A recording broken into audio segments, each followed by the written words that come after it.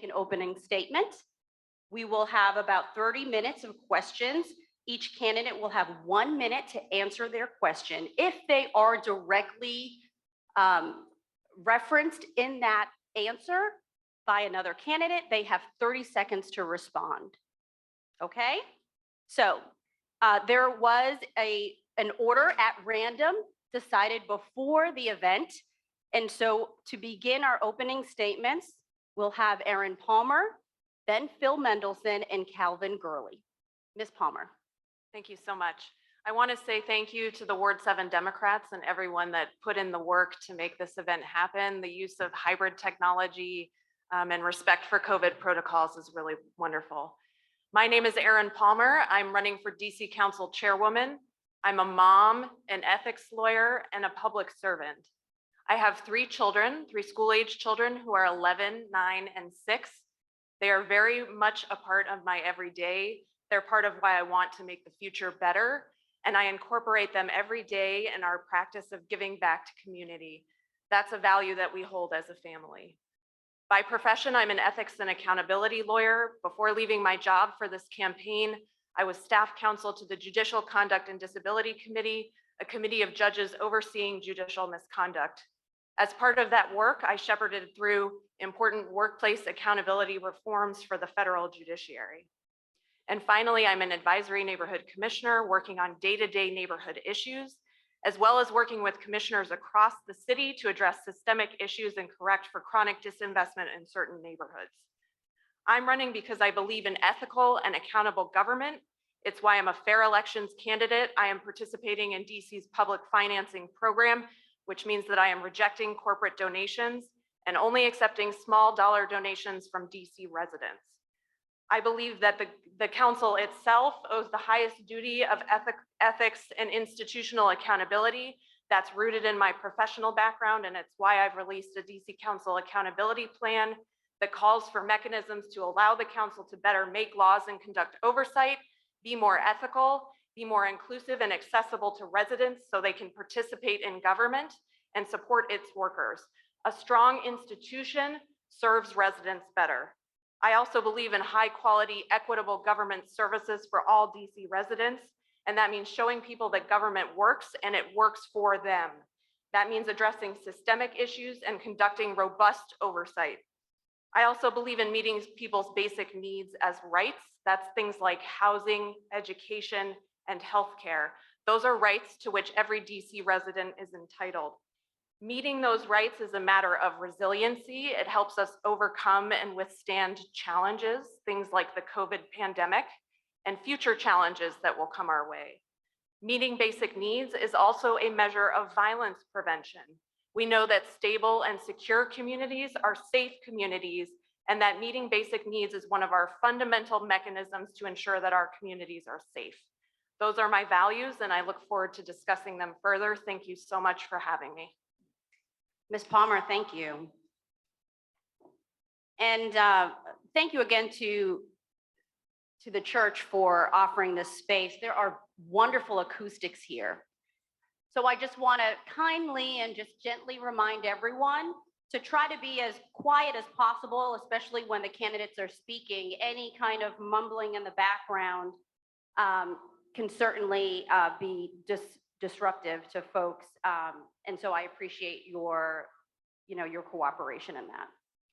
Mr. Mendelson, your 3 minutes. Thank you, DOA. Good morning to everyone.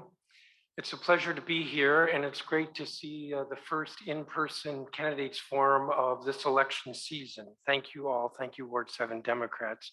Briefly about me, I've lived in the city for over 50 years. I was a tenant activist before I became an ANC commissioner. I was an ANC commissioner for 20 years before I was elected to the council. I've been the chair of the council since 2012. I have a daughter who went through the DC public school system, graduated from Duke Ellington a couple of years ago. I currently live with my partner, Anna Harvey, who's right there, just across the bridge. There are 3 points that I hope you will take away from today's candidate debate. The first is the importance of experience. It's important in terms of my being able to present to you not just promises, but actually what I have done. But it's also important, experience is important for the position of chair of the council. The position of the chair of the council requires more duties and responsibilities than other members of the council. So I want to convey or leave you all with thinking about the importance of experience. The second is that when you look at my record, I have a record I'm proud of as a liberal Democrat. I've moved legislation such as universal paid leave, marriage equality, the REACH Act last year, baby bonds that were funded in this year's budget.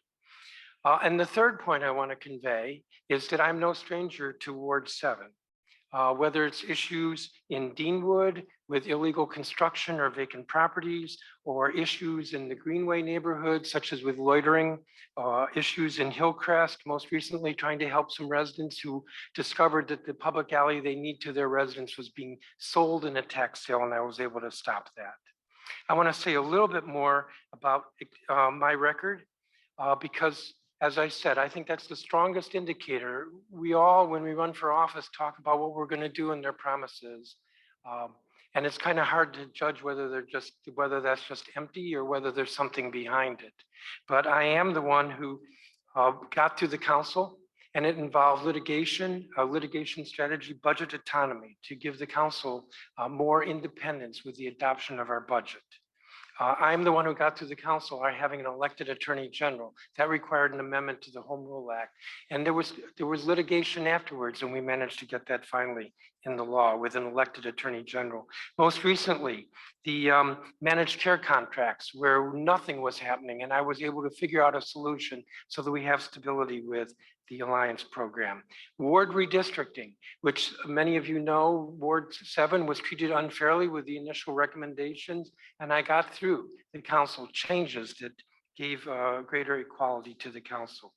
There are many other issues. I'm about to run out of time, but experience, a liberal record, no stranger to the ward. I hope to have your vote on June 21st. Thank you.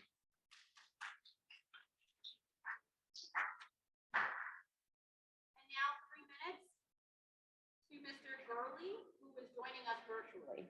Your 3 minutes, sir.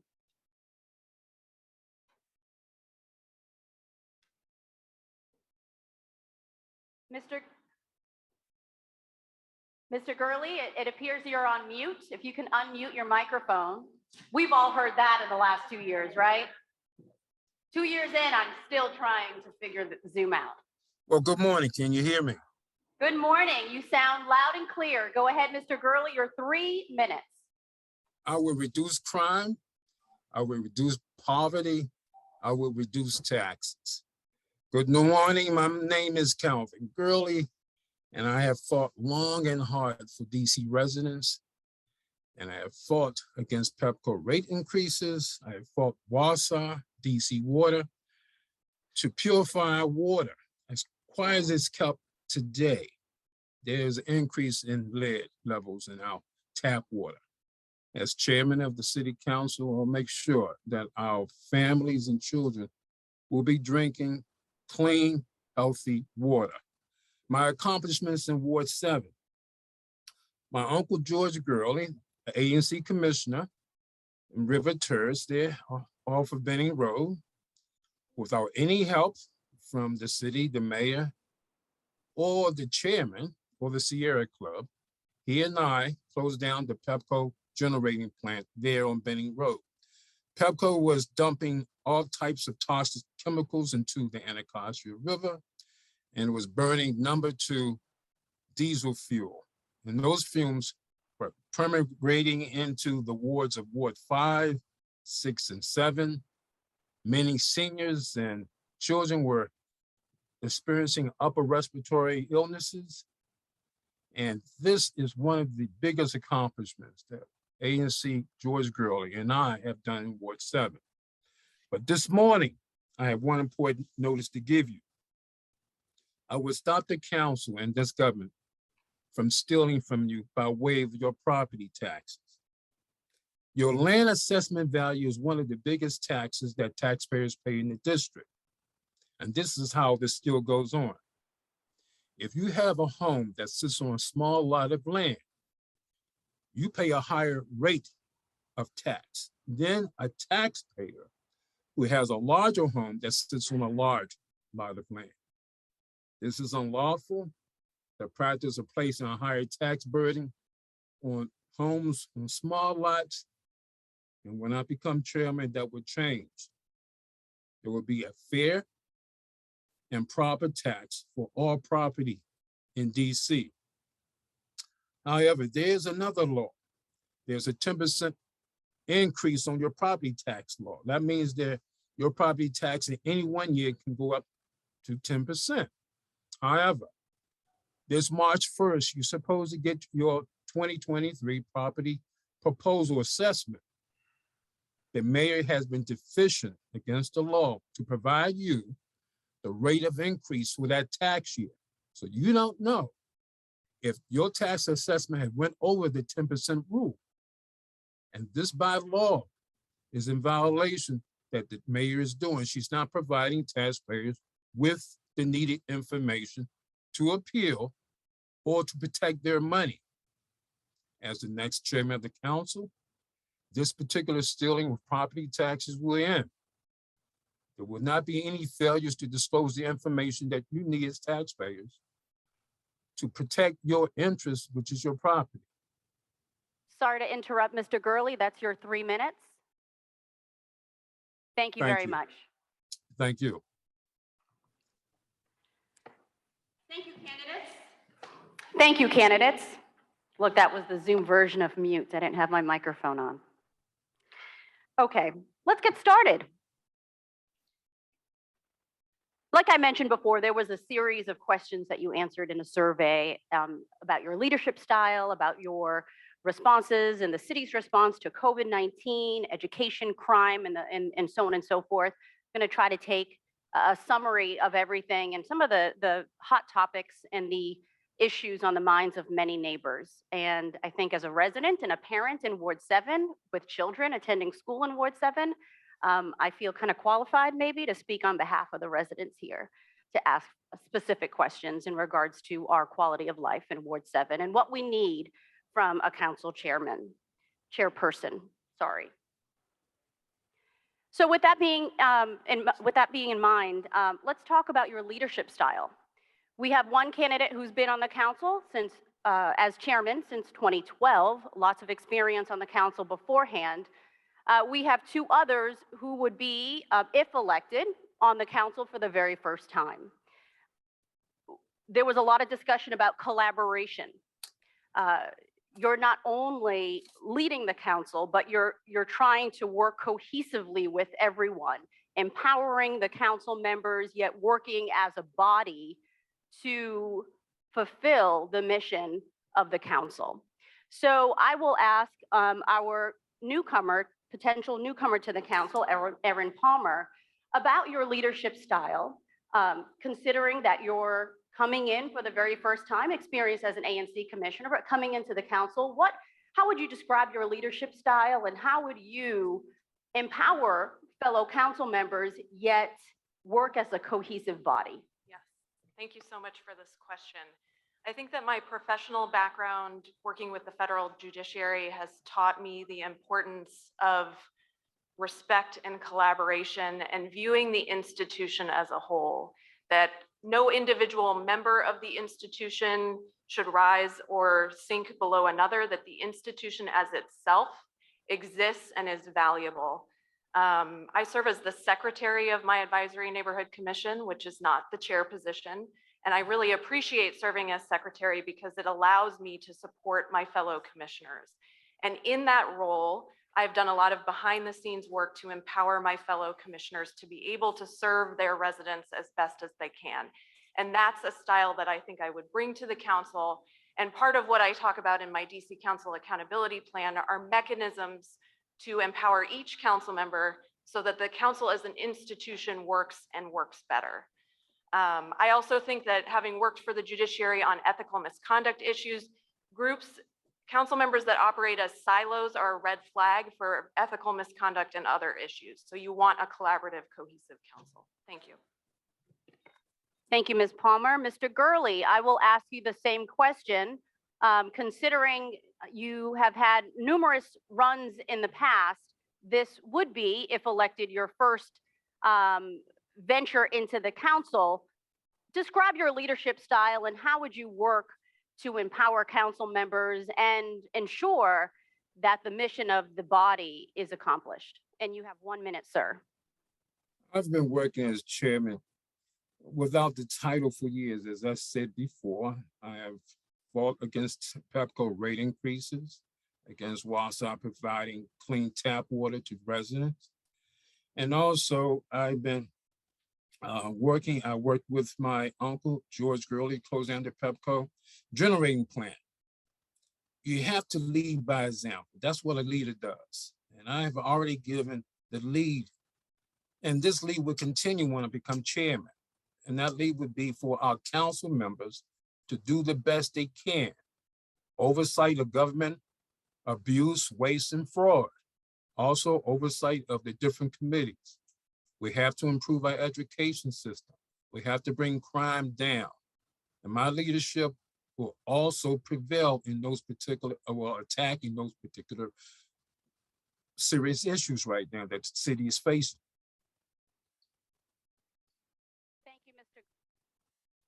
Thank you, Mr. Gurley. That's your 1 minute. I appreciate that answer. Mr. Mendelson, same question, although I do want to add that in your answer to the survey, you did talk about if anyone thinks the chairman can lead the council or who takes this, you said there's a misconception that chairman can dictate how other members do their jobs. A chairman who takes this approach will not last long in a collaborative body. However, you did say that you struggle with improving the quality of work from certain members. So with that answer in mind, could you go ahead and address your leadership style, perhaps some of the struggles that you have faced, and collaboration within the body? Well, I feel like I was just handed 2 questions, but I will try in a minute to say this. First of all, anyone who thinks that the chairman is just another one of 13 council members and that we are all equal, completely equal, misses the point that the chair does have to have the gravitas to be able to pull the body together. And an example of that with the Medicaid contracts, that the council was in a stalemate with the mayor for over a year. The procurement for that was done improperly. The council would not sanction what the mayor had done. The mayor went ahead, some of you may remember, in September with an emergency order, just simply declared that what she wanted was the law. And I was able, recognizing that we had a stalemate in the government and that we also had division in the council, I was able to pull together a compromise that enabled the contracts to go forward for 9 months while there's a new procurement. That's recognizing the power that's inherent in the chair and the need to work with other members. So the answer that you referred to, Delia, was that some people say to me, well, why don't you get this bill through on some other committee? Well, I can't just simply tell council members what to do. I have to respect. Each one of us got elected equally by our constituents. And so in that sense, we do have equal power, and I can't be just dictating. And that's what I meant by I will not succeed. We saw that with my predecessor who didn't like something a member did and got rid of his committee, and all the members hated that. And we weren't working well together. When the ward redistricting came through and there was a lot of unhappiness, understandably from Ward 7, I was able to work with the chair of the subcommittee, Alyssa Silverman, the council member from Ward 6 and the council member from Ward 7, and work out a solution that went through the council unanimously. I had the skill to do that. I recognize the gravitas of the position of chairman to do that, but also the authority that each member has in respecting that and working with them in that way. Second question I'll direct back to you, since your mic is hot now. No, this is good. You're ready to go. What would you have done differently to provide oversight of the executive's COVID-19 response?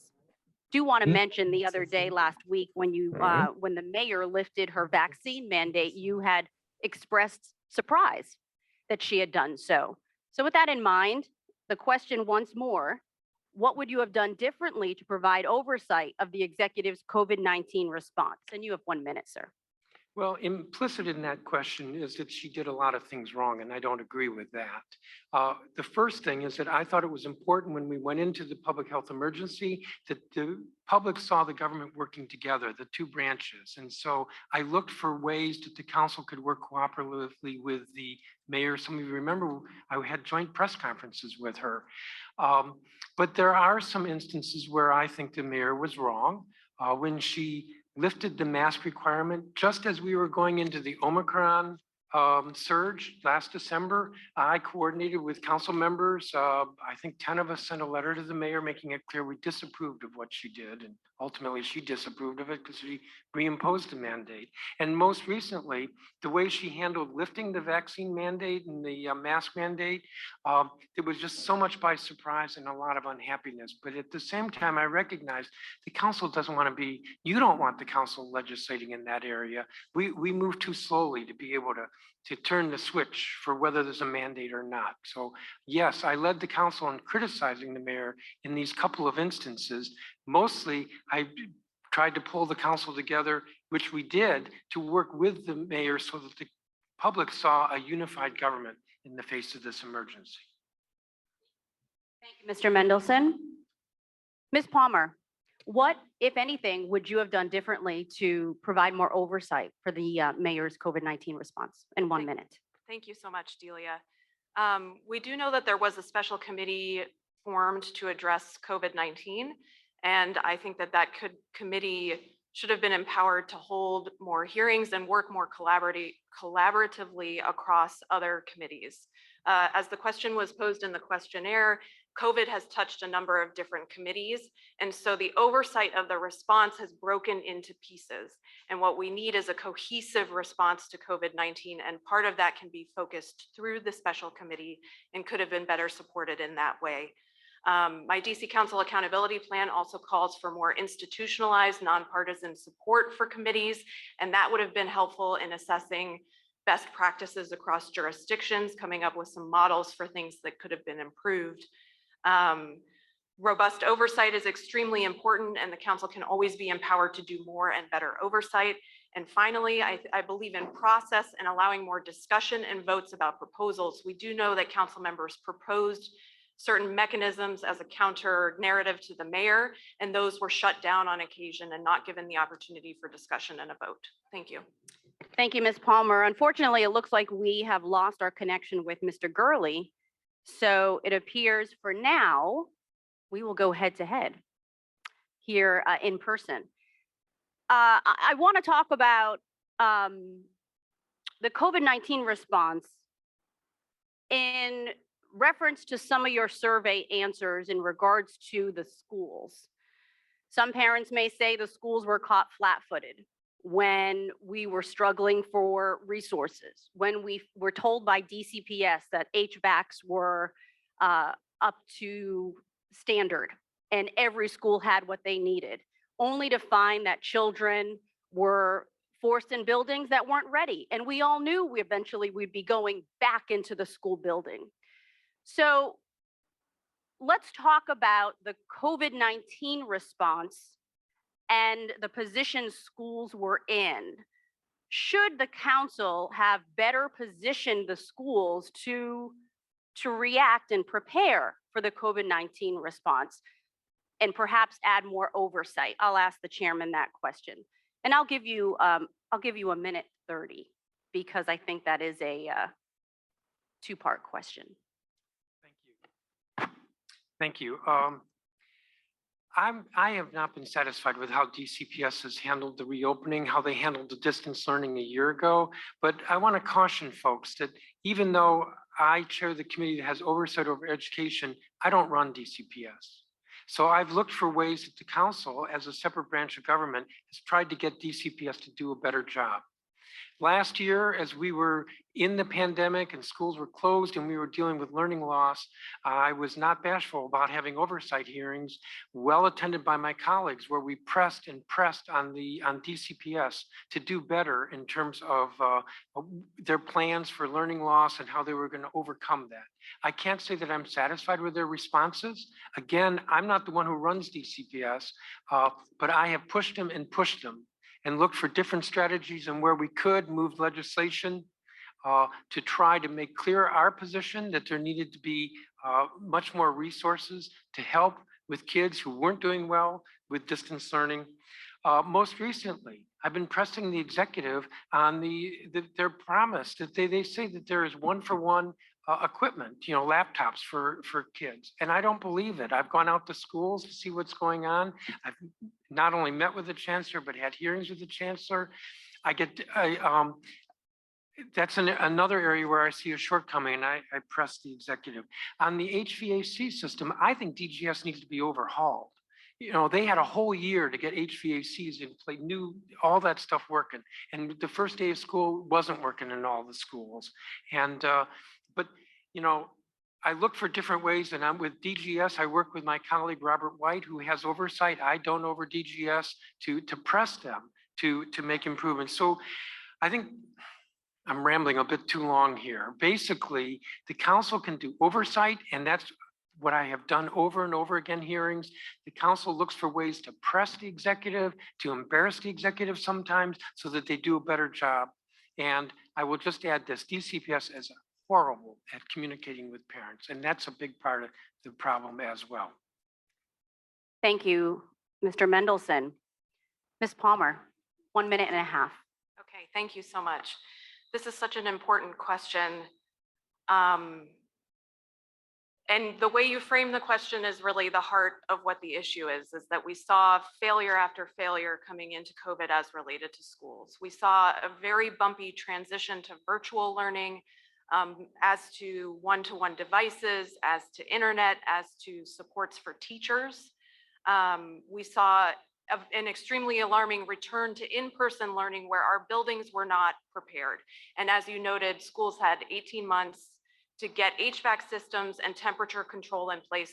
And we watched as a series of parents engaged in self-help measures to make filters for schools because they weren't there. And all of this to me is a reflection of a deep-seated failure that was already there. Our schools were not prepared for COVID in any way. And this is what I mean when I talk about basic needs as rights and shoring those up as a matter of resilience. If we had stronger schools, we would have withheld through the COVID challenges stronger. We would have had technology for our kids. We would have had better school buildings. The council chair does not run DCPS, but the council chair is the chair of the council, which makes laws and conducts oversight. And that includes with regard to education. And I would posit that a council chair that dissolves the education committee is not one who takes education seriously. We need an empowered council that has the support, the staff, the resources to conduct oversight and make laws where necessary to ensure that the agencies are doing what they need to be doing. Thank you. Your 30 seconds to respond in regards to the Education Committee, Mr. Mendelson. Sure, and thank you for that.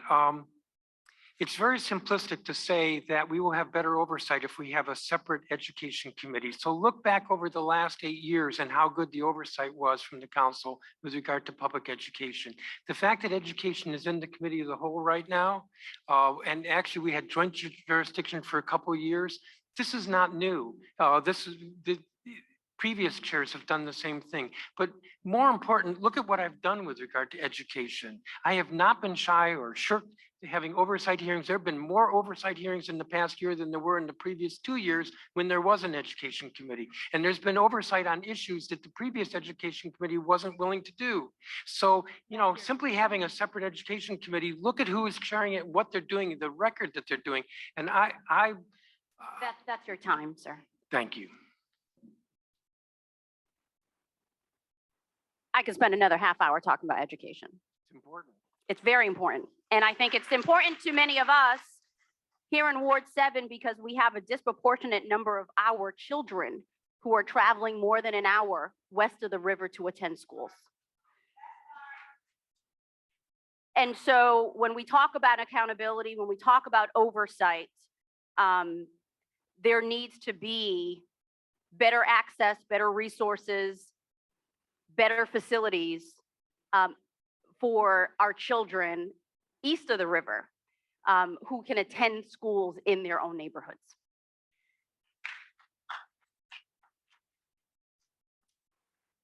So I think education and crime go hand to hand. So let's pivot over to crime. And we have seen a horrific spike in crime in our city. We know that the pandemic has wreaked havoc on so many of our young people, and we're seeing 14, 13, 15-year-old kids who are involved in armed carjackings repeatedly.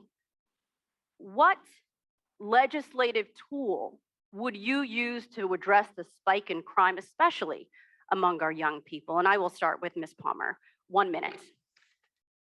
Thank you so much for that question, Delia. And it is truly alarming and heartbreaking to see young people resorting to violence. And we cannot revert to a situation where punishment is our first response. These are young people who are susceptible to peer pressure. We know the brain science behind peer pressure and the impacts on the brain, as well as the role of trauma in perpetrating acts like this. It's heartbreaking. I'm losing my words a little bit because it's so hard to see, and these are children, and they deserve supports and services. I think in terms of legislative action and council action, some of it is more funding for programs, targeted programs toward youth. We have a lot of information about who is susceptible to certain types of behavior and how we can target them and get resources to them. It's quality schools and good education and programming for kids, recreation, mentorship, just all the supports that people need, the basic needs to ensure that they are supported and that they know that they're cared for. Thank you. Mr. Mendelson, 1 minute. Thank you, Delia. Thank you for the question. This is possibly the most important issue to citizens in the district right now, their sense of public safety in this city. When I chaired Judiciary Committee, we saw that the homicide rate dropped to its lowest in 50 years, and I'm alarmed at how it's changed in the last few years. If you want to talk about alternatives to policing, I've been there. I was the one who put the money in the budget the first time when we started to expand Cure the Streets, and some of the other alternative programs voted for the NEAR Act. But I think that the solution right now has to be more immediate, and that is that the council needs to reverse its disinvestment in the police department. And let me be clear, that doesn't mean that we just want more police. We want well-trained police and police who are accountable, but we need to stop the disinvestment. I also think, and I have pressed this of law enforcement agencies, that they need to be more aggressive, particularly with the repeat offenders, so that those folks, when they get arrested, there is a quality arrest, meaning that the prosecutor will prosecute, and the prosecutor needs to prosecute aggressively. And we need to get these folks, these repeat offenders, off of the streets, and that's better policing and better law enforcement across the spectrum. Thank you, Mr. Mendelson.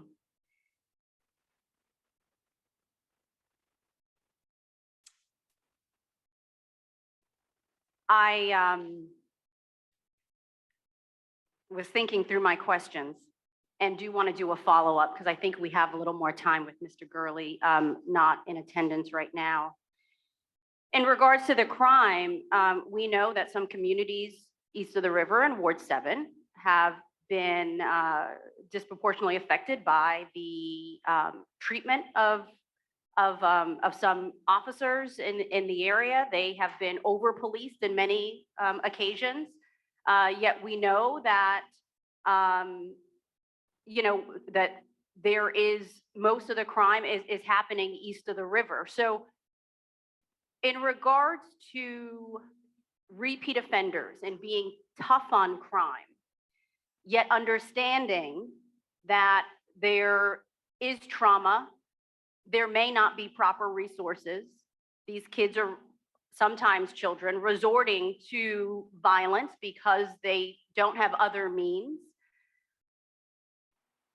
Just if you could just speak to just ethically, your position on policing in Black communities, communities east of the river in Ward 7, yet balancing that fine line between policing and offering resources that you know communities so desperately need? I'll start with the chairman. Well, it's an important question. Police should be protectors working in partnership with their community. They shouldn't be occupiers and they shouldn't be abusers. But it is possible for police to work with the community. And in fact, a lesson I learned when I had the Judiciary Committee and worked with Chief Lanier was that arguably the strongest tool the police have to fighting crime is building trust with the community. And so what we see when there are instances of abuse by police is that they're destroying that trust, and that makes them less effective. So there was a shooting outside Anacostia High School about a month ago. Met with the principal afterwards. There were bullet holes in the front door of the school. Talked with the chief about it, and what the chief said to me was that they have a suspect. They went to the suspect's house. They went to the victim's house. The victim wouldn't even admit that he was the target of the shooting. And the victim's parents threw the police out of the house. That's because there is a lack of trust in the police, and the police have to work on that. Whether it's good or bad, well, it is bad, the police are responsible for building trust. And that gets at a lot of these fundamental issues that we've been dealing with the last couple of years. Is the police not being occupiers, but being partners with the community. And that will go a long way in reducing these incidents. Thank you, Mr. Mendelson. Ms. Palmer, 1 minute. Thank you, Delia. On your question of my ethics and views ethically on police and meeting basic needs, my values are rooted in meeting basic needs as a measure of shoring up communities and preventing violence. We know that violence is devastating. Nobody wants it. Everyone wants to feel safe in their communities. And the best outcome is prevention. We do sometimes need to be reactive, but what we want is to prevent violence, to keep people safe. And part of that is meeting basic needs. We also know that by shoring up basic needs, we reduce over-reliance on police for things that they're not equipped to do. In many ways, police are serving as social workers and filling in the gaps of our missing social services programs. And that's not what they're for, and that's not what they can do well.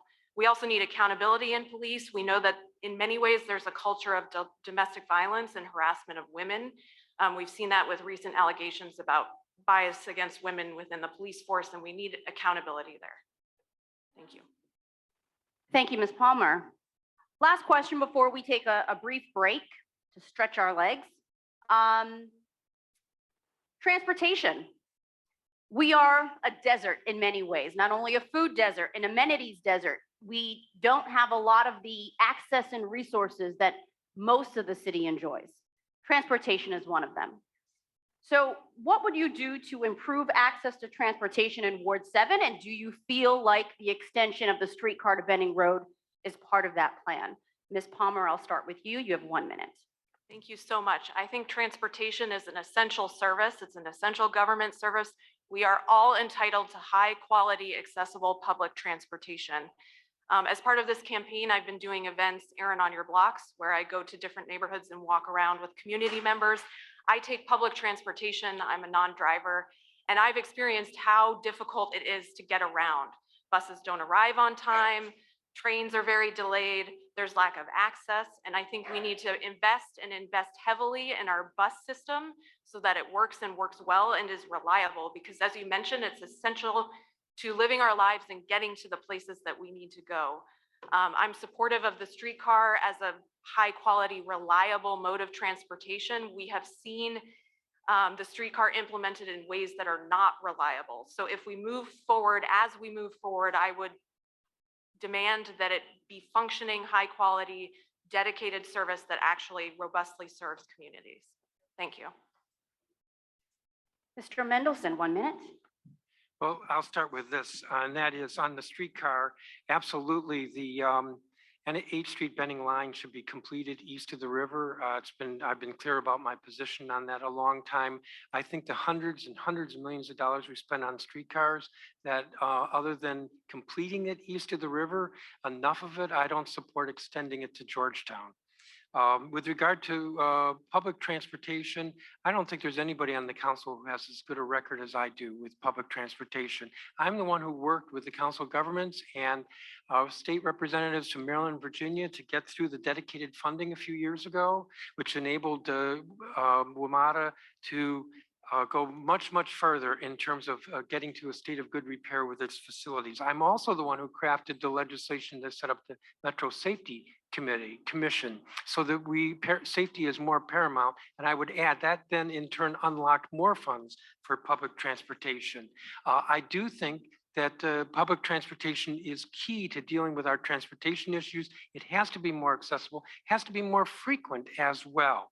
And I support the bill. I co-introduced the bill that would provide up to $100 a month subsidy to DC residents to use WMATA. Mr. Mendelson, thank you. That's your time. We're going to take a quick 5-minute break. We'll reconvene, and the next portion of our debate, audience questions. So if you still have some questions and you still have your index card, please fill those out and submit your questions in the bowl here. Thank you. 5 minutes.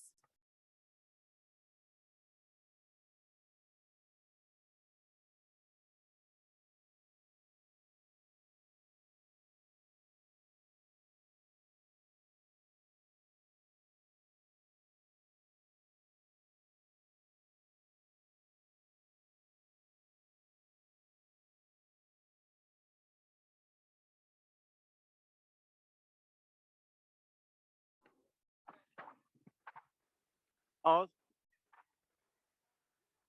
hello? I also want to encourage folks, if you haven't done so already, sign.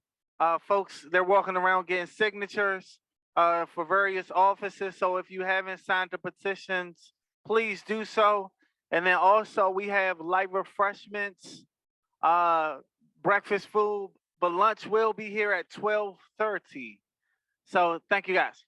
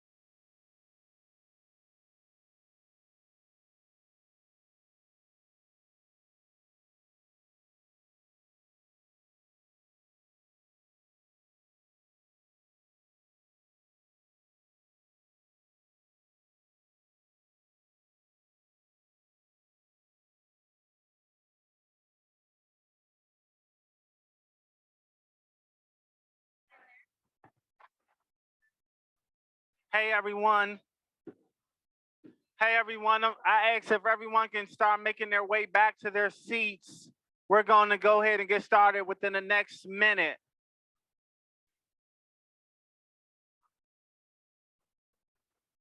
We getting started in the next minute. We want to ask folks if they can start making their way back to their seats.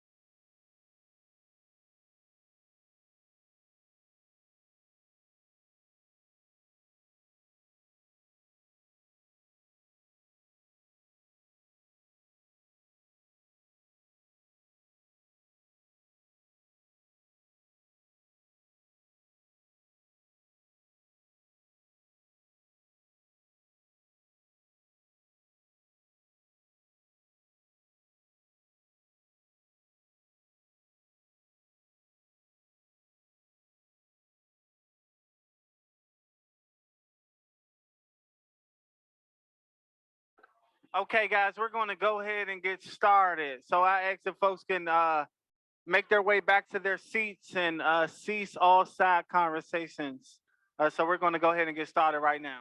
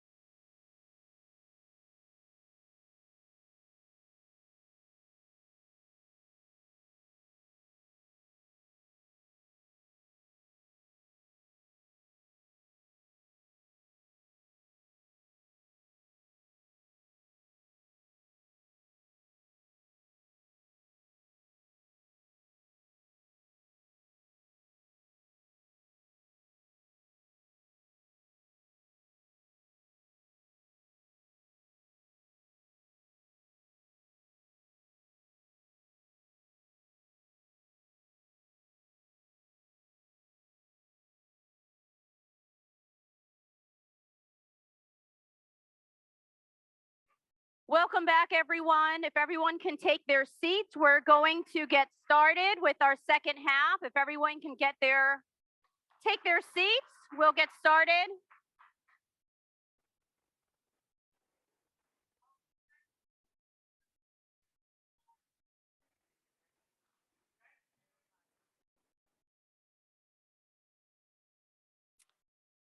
Thank you, everyone. Hopefully you had a chance to get your questions. There's a whole bowl full of questions. Unfortunately, I don't think we'll be able to get to many of them. but perhaps they can be submitted at a later date because it's important for folks to be heard. There are a lot of important issues here that folks want answers to or a little clarity. And we're all interested in your position. So we're reaching the portion of the debate where each candidate will ask one question to the other. Perhaps we can lengthen that out. We do have just the two candidates. So we have one question for each candidate. Perhaps if there's a follow-up, I will follow up if I see the need.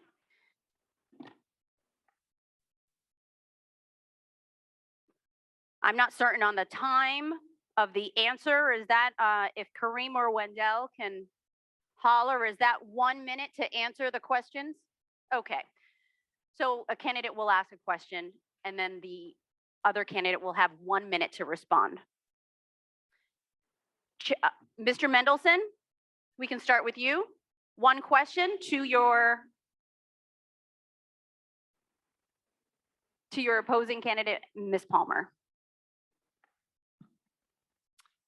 Now, you know, I go into these candidate forums not really wanting to ask questions of the other candidates.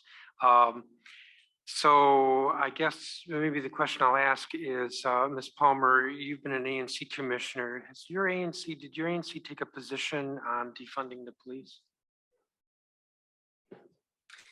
We approved a resolution addressing divesting from the police department and investing in community supports and services.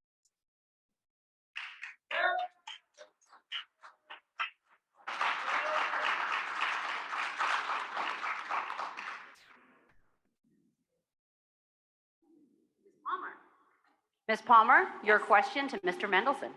Thank you so much. I believe very strongly in the ability of an institution to stand on its own and its integrity as a whole. And I'm wondering if you can discuss what a post-Mendelson council looks like and how you have set them up for success. Well, since I'm running for re-election, I am not thinking about a post-Mendelson council. I care very much about the institution of the council. I've been on the council for a number of years, and before I was elected, I was a staff person to two members, one of whom was the late Dave Clark. I think that the council, it's important that the council is a co-equal branch of the government, and that includes that the council thinks of itself as a co-equal branch. So for example, when I pushed through the budget autonomy legislation, I actually had to push the council that we sued the mayor and the chief financial officer so that we got budget autonomy, because I recognize that that strengthened us. Each year when we adopt the budget, I recognize that even though everybody thinks that the budget of the city is the mayor's budget, it is the council's budget. We have the last word. The mayor sends a proposal. We can change it any way we want to. Most local jurisdictions don't have that power. We do, and I recognize that. And so it is our budget. WMATA representatives, they are council appointees. I recognize they're our appointees. I told the mayor, we're not going to consider your nominations any longer because they're our appointees. All of those strengthen the institution. That's your time, Mr. Mendelson. Thank you. Thank you. We did talk about WMATA and the board, and so I think we should pivot before I go to questions from the audience about ethics on the council. There's been a lot of discussion in regards to the former member that you appointed to the WMATA board and the indiscretions that led to his resignation. And I'm talking about Jack Evans, of course. So what can we do to moving forward, to move the council forward to ensure ethics, accountability among all the members? And I'll start with Mr. Mendelson and I'll go to Ms. Palmer. 1 minute. Well, I've strengthened the disclosure requirements for council members. So unlike other employees of the district government who have to file a disclosure report once a year, it was my rules change that requires that council members have to disclose twice a year. We also have to do a monthly disclosure. That was something I put in the council rules. I have been very sensitive since I first became chair. Remember, I became chair because my predecessor resigned and the next day pled guilty to a felony, that it's important for the council to have the trust of the community, and that involves our being perceived as ethical. We have a code of conduct now. We have strengthened not just our disclosure, but also recusals and that process. We are more open in our meetings. All that is to provide more sunlight or sunshine on council members. In the end, the ultimate responsibility for the ethicalness of our members are voters. And that may sound a little bit like passing the buck, but members are elected with an ethical spine or without an ethical spine. But to the extent that there's an issue. That's your time. I'm sorry, sir. Thank That's your time. Thank you. 1 minute so we can get to our audience questions. Ms. Palmer. Thank you so much. I think my ethics and institutional accountability background is relevant here, and it's part of why I put out a DC Council accountability plan that proposes improvements to improve the council's ethics and accountability. Increased cooling periods for people coming into the council and going out of the council from private practice, limitations on outside employment, as well as backward-looking audit to see what went wrong with previous misconduct. I would also note that we have fair elections now, and I'm a fair elections candidate, and that ensures ethical, more accountable candidates come onto the council. I'm the only fair elections candidate this race, and it's why I'm not cozying up to Jack Evans right now. And I'll also note with regard to ethics that it's never done. One thing I learned from my job is it's a constant practice. Good government never ends. It's something you have to think about all the time and consistently work on, and it's something that I will bring to the table as council chairwoman. Thank you. Thank you, Ms. Palmer. I'll turn now to the questions from the audience. We have a question directly to you, Ms. Palmer. And I quote, "I hear many buzzwords and general statements in your responses. Can you give specific examples of policies and actions you will take to address crime and increase public safety?" And you have 1 minute. Yes, I am a firm believer in a comprehensive citywide violence prevention plan. I think that's something we need and something we need immediately. I also believe in more robust additional funding for violence interruption to treat it as the co-equal part of our public safety response infrastructure that it is, and to treat crime as the public health issue that it is. And that involves sustained funding, not cobbling it together piece by piece, but treating it as an infrastructure piece of our violence response.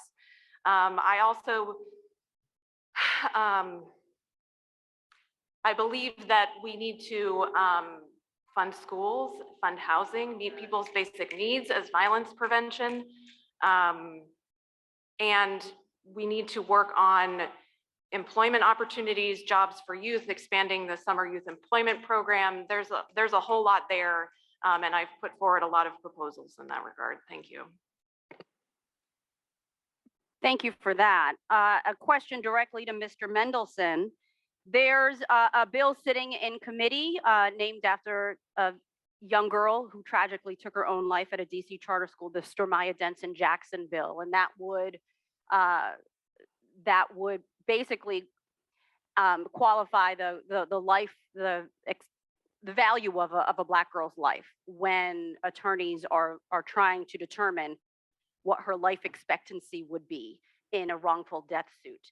That is sitting in committee. There's another issue where there were two Black women who were refused to be nominated to the Arts Commission, and that made quite the controversy. So in regards to those two issues, the question is, why should Black women trust you? And I'll give you 1 minute.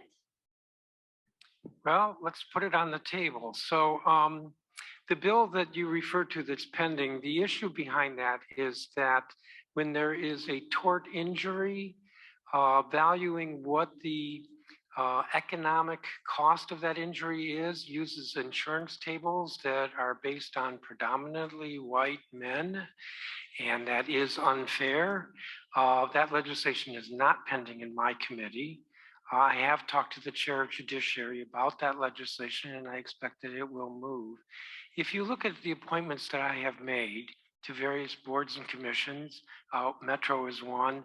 I have a very strong record of appointing or putting before the council appointments of African-American women, minorities. I am not bashful about strong women, even though that was the criticism that the second part of that question refers to. Look at the diversity in my own staff, for example. So it's easy for folks to throw some of those criticisms around. And that is what happened with regard to the Arts Commission. There was much more behind that. But if you look at my record, African-American women will see somebody in me who is a strong supporter. Thank you, Mr. Mendelson.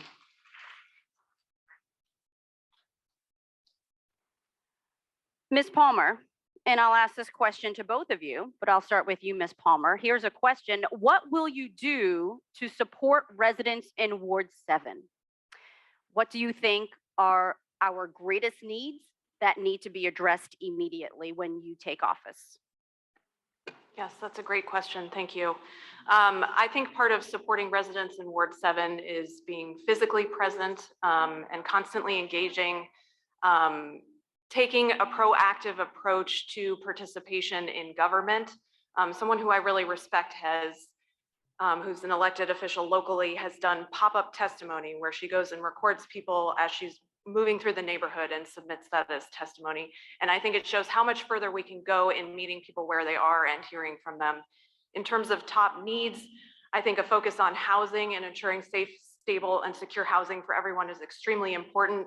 That includes robust oversight of the Department of Consumer and Regulatory Affairs to assure that these property owners are not letting their buildings fall into disrepair, which is harmful to the health of residents and also causes displacement when those buildings are then sold and flipped.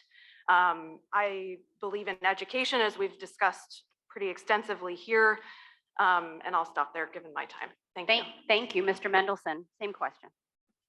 Well, just to pick up on that last point with DCRA, so I had an oversight hearing yesterday or earlier this week and pressed the department hard on what they are doing, and they have been a failure, and that is why we are breaking them up. That's legislation I got through the council unanimously to break up DCRA and create a new Department of Buildings that's focused on housing code enforcement and illegal construction. Issues important to Ward 7, I think top of the list is grocery stores, and I've worked with Councilmember Gray on legislation to put capital dollars in the budget to make it more possible that we will get grocery stores east of the river and in Ward 7. Transportation, we talked about that earlier. Affordable housing, I have every year added to the mayor's proposed budget dollars for different programs that support, promote, expand, protect, increase affordable housing. A challenge is revitalization without gentrification. But I will add what I said at the beginning, which is that I am not a stranger to the ward. I have been present in this ward over and over and over again, whether it's working with residents in Hillcrest on an alley or folks in Greenway about loitering. I'm going to pivot off of that and ask you about displacement of Ward 7 residents. After decades and decades of waiting, we're finally seeing some development in Skyland and over at Penn Branch. And that only covers a small portion of Ward 7. And so with that being in mind, encouraging more economic development out in the area, how can you do that without displacing families? And here's the question. Thousands of DC natives have been displaced over the years. Many on our side of town believe those who have served the longest on the council are responsible for this violent act. Mr. Mendelson, what will you do to stop the displacement of Black families? 1 minute. Well, first of all, we want, when I say we, most folks want to see some revitalization in different areas, but what we don't do is we're not mindful that there can be economic pressure that will lead to displacement. And I'm one of the few council members that does talk about that. What are we going to do that surrounds the economic development that protects the residents who are in place. A big part of that is what can we do to preserve existing affordable housing? What can we do to ensure that there will be more affordable housing included as a component of new development if it is residential development? There are different strategies for that. So I mentioned before the Housing Production Trust Fund. We have the opportunity this year to put $283 million more into the Housing Production Trust Fund. The question in my mind is whether the mayor will honor that, because that's the result of legislation I put through the council with the surplus.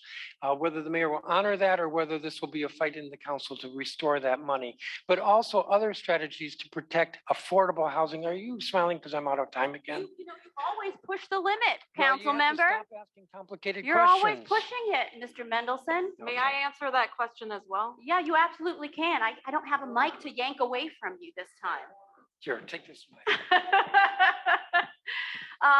Yes, Ms. Palmer, the question is, thousands of DC natives have been displaced over the years.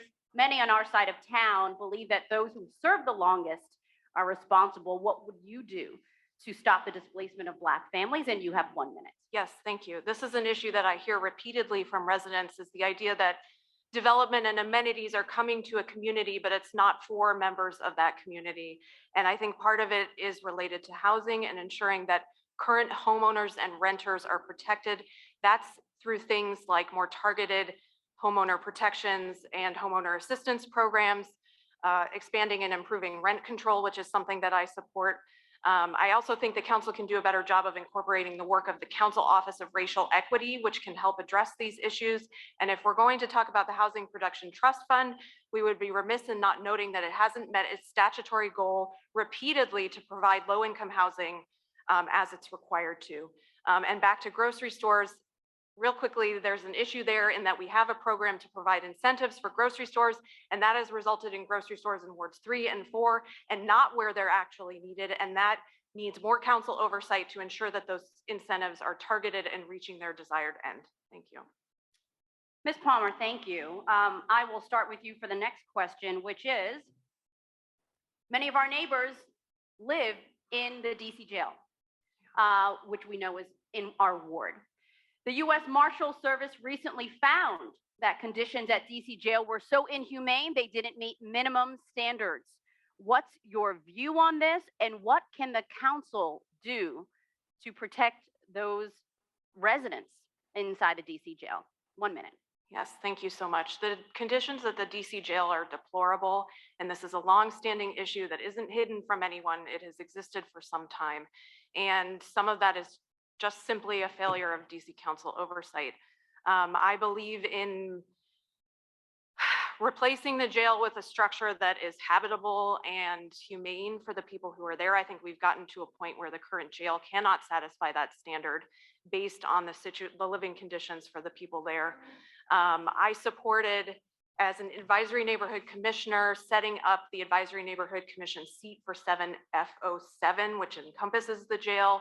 And we thankfully saw somebody elected into that position, which is great for the voice of people there. And they deserve elected representation. And I'm very proud to have supported that measure. Thank you.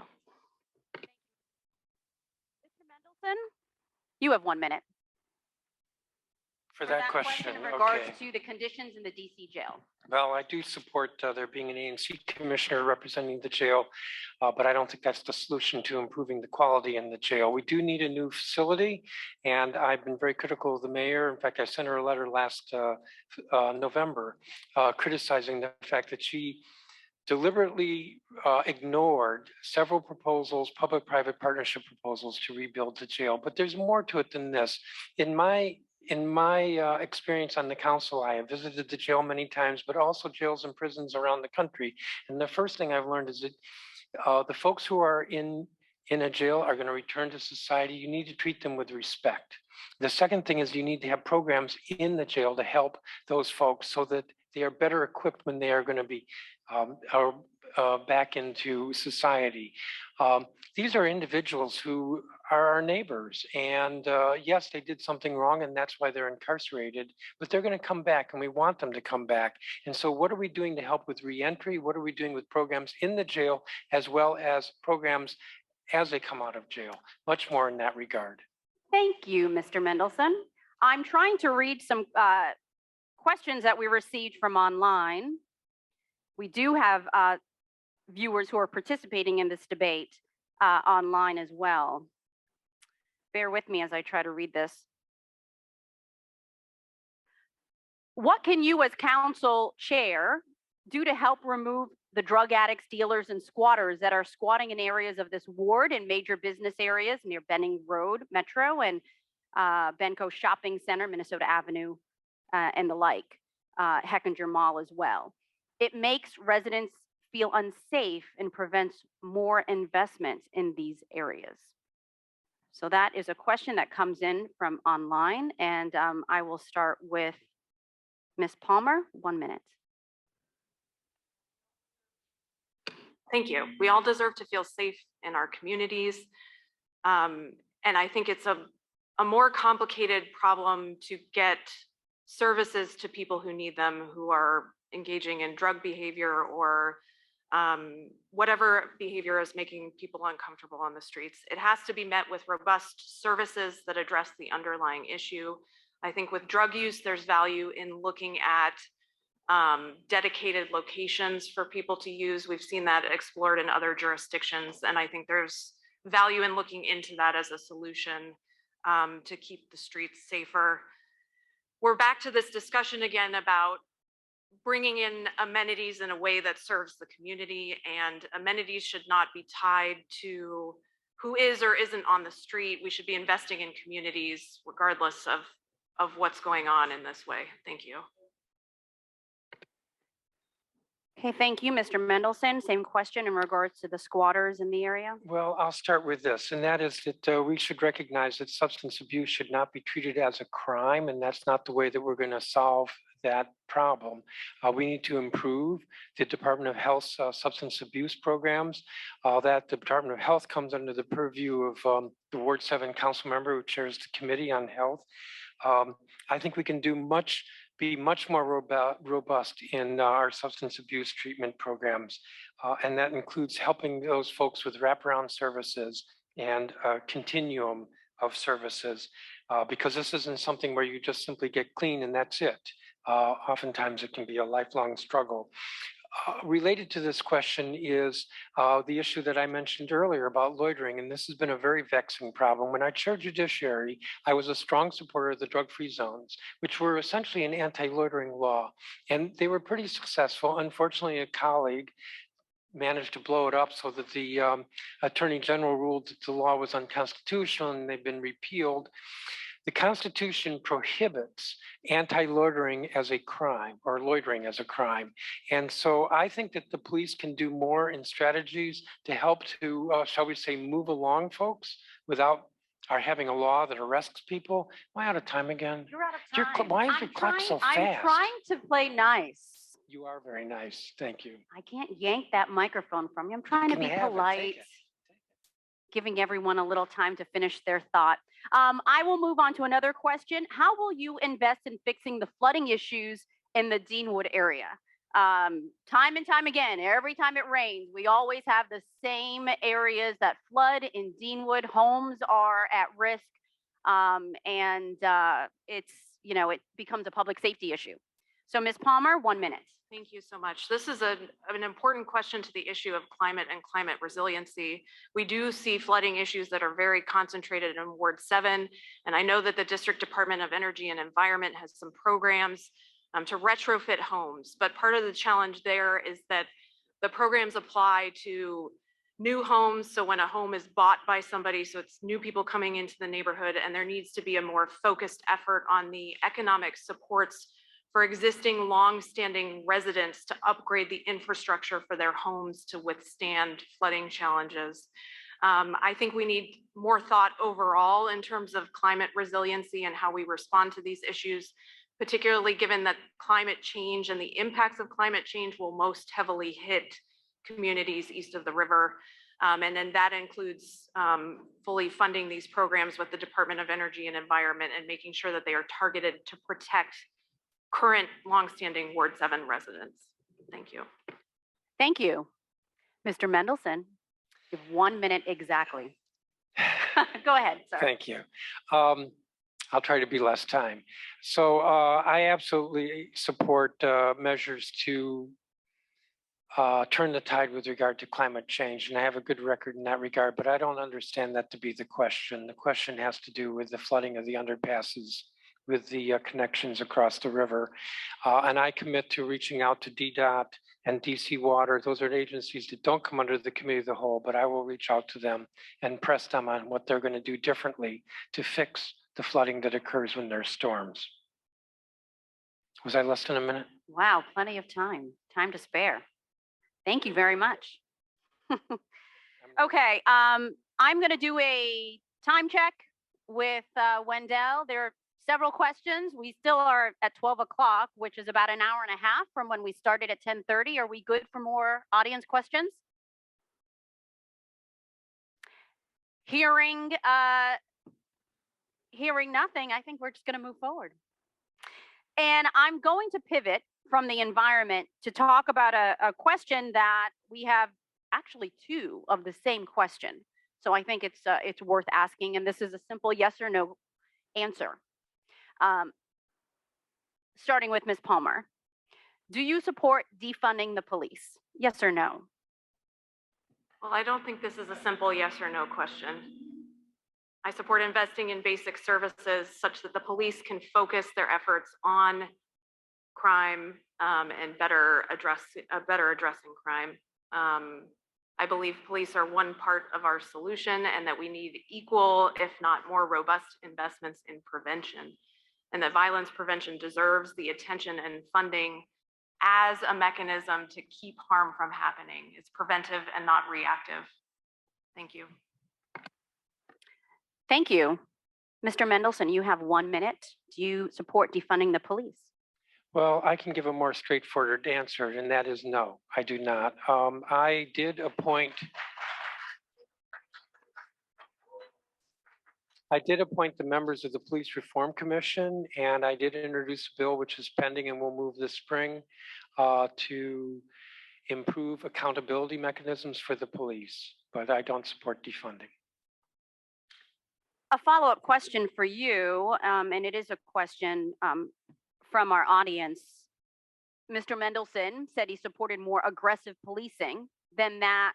The key to reducing crime was police building trust with the communities. How will the chair do that? How will you ensure that there is both aggressive policing but building trust in the communities? I didn't say aggressive policing, I said aggressive prosecutions. There is a difference there. The policing needs to be quality. So when they make arrests, first of all, the number of robberies that were solved last year was 26%. The number of homicides that were closed last year was 46%. They need to increase the closure rate. That's the first thing. And they need to increase the closure rate with quality arrests. That means an arrest that will stand up in court. And then, but this is the important part as well, that the U.S. attorney, which in my view is a black box in terms of what they do, needs to be prosecuting these cases aggressively. You know, when two drug dealers get into a fight and end up shooting each other, and the U.S. attorney refuses to prosecute because of self-defense, I mean, that's crazy. And these are typically, I shouldn't say typically, oftentimes what we see are that these shootings are by repeat offenders. In fact, it's just the situation is so horrible because what we see, particularly with younger adults, is that they shoot or they are shot at. And usually somebody who is shooting is going to be murdered within the next couple of years. It's horrible. And the police need to step up. I'm sorry. That's your time, sir. I'm sorry. I got carried away. Ms. Palmer?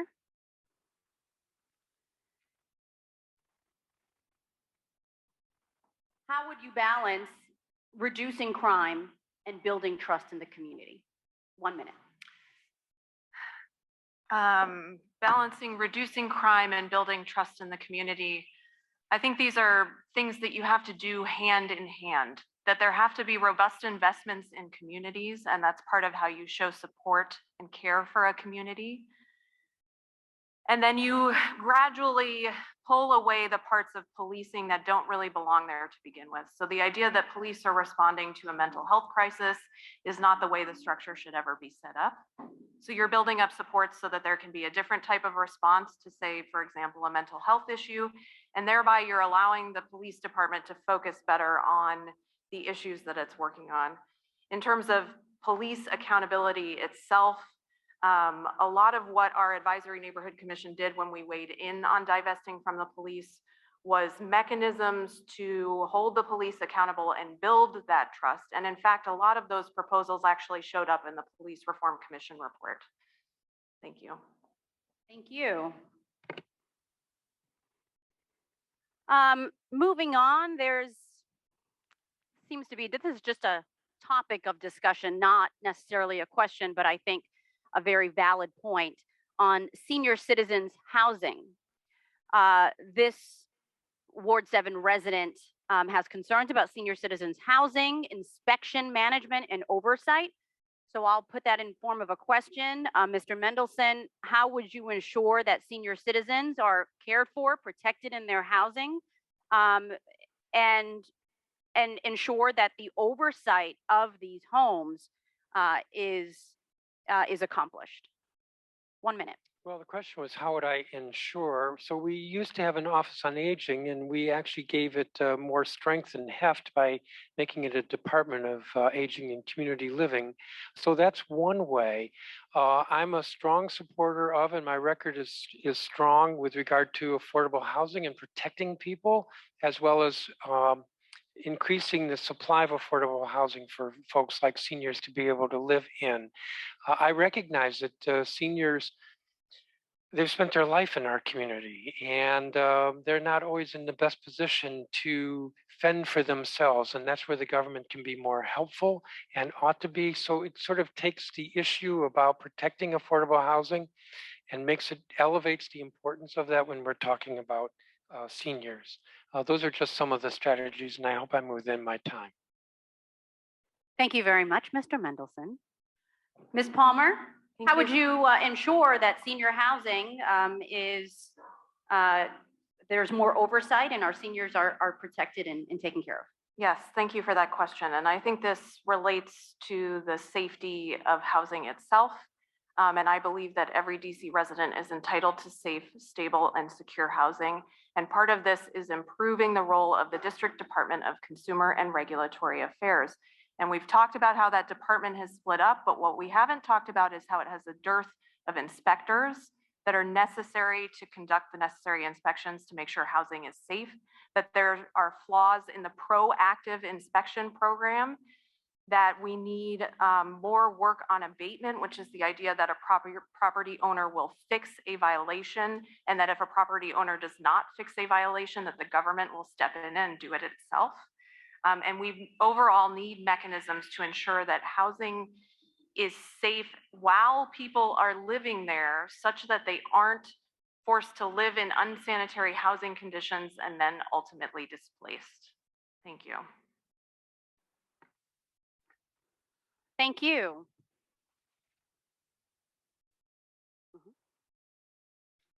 We have about another 10 minutes. Plenty of time for all these questions. That means we each get 10 minutes to answer the next question? Yes. No, you know that's not. I'll never give you that much airtime. So we are going to start wrapping up. We do have our closing statement, so we have about another 10 minutes. How's everyone doing? Okay? All right. I don't want y'all to fall asleep on me. I would talk to our Zoom audience. I don't know if they can see me. They can hear me. I hope y'all are doing well. Okay. Let's discuss this, because we know that there have been an incredible amount of pedestrian crashes, specifically in Ward 7. Many of our schools reside and sit on major corridors: Alabama Avenue, Benning Road, Pennsylvania Avenue. I mean, you can go down the list. In our schools, our doors are emptying out and our children are walking out to main roads. So with that in mind, half of all major vehicle pedestrian crashes occur east of the river. What action will you take to protect residents east of the river from traffic violence? And I'll start with Ms. Palmer. 1 minute. Thank you so much for that question. It strikes close to my heart as a parent of 3 school-aged children. We walk to school every day and it is treacherous. Cars and drivers just don't see us. They're regularly in the intersections and it's quite scary. And we know that it disproportionately impacts wards 7 and 8, and that part of that is due to the lack of failed built infrastructure, and that traffic safety infrastructure is what keeps kids safe and slows cars down. I'm a big supporter of the Walk Without Worry Act, which would build in some of this infrastructure around schools. That act is an outgrowth of work among advisory neighborhood commissions across the city. Commissioners have been calling for years for traffic safety improvements and noting DDOT's failures in putting in basic measures like stop signs and even painted crosswalks. And we've been pushing for years, and finally council members have responded, and we're hopeful for that legislation and that there will be robust oversight in response to it. Thank you. Thank you. Mr. Mendelson, 1 minute. So there have been, thank you for the question. There have been some bills that have moved through the council to attempt to address this issue, and I've been supportive of those bills. Generally around the issue of Vision Zero, which is 0 traffic fatalities in the district. And there are a couple of bills pending, which Ms. Palmer just alluded to, and I co-introduced those bills as well. I think the challenge here is that DDOT, which does not come under the committee of the whole, simply doesn't do the kind of analysis and proactive thinking, if you will, to actually what is going on with these accidents and what can we do more targeted that will reduce these accidents. And I say accidents because we're not just talking about fatalities, which have gone up, but accidents where there's a serious injury as well, which have gone up. DDOT, you know, the council can only do so much in terms of passing laws. The council can do so much. I think it could do more in terms of oversight. Again, that's a different committee, but the in the end, it's DDOT who implements or doesn't implement, and that's where I think the problem is. Thank you, Mr. Mendelson. This is I'm going to combine 2 questions that are slightly related in regards to education. The one expresses the need for an independent school board, not a board that is controlled by the council. There has been some discussion, and I regret that Mr. Gurley is not with us, because in his questionnaire, he discussed mayoral control of DC Public Schools and the fact that perhaps with everything on the mayor's plate, the control should go back to the school board.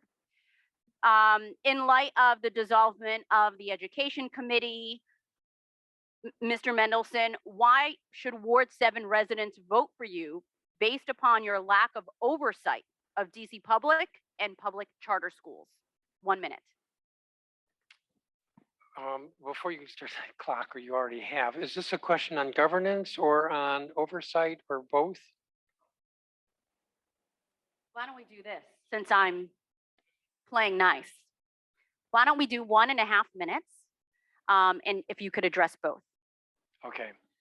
Let me start with the Education Committee. So I alluded to this earlier. Folks think that the solution to better oversight is we will simply go back to having an independent education committee.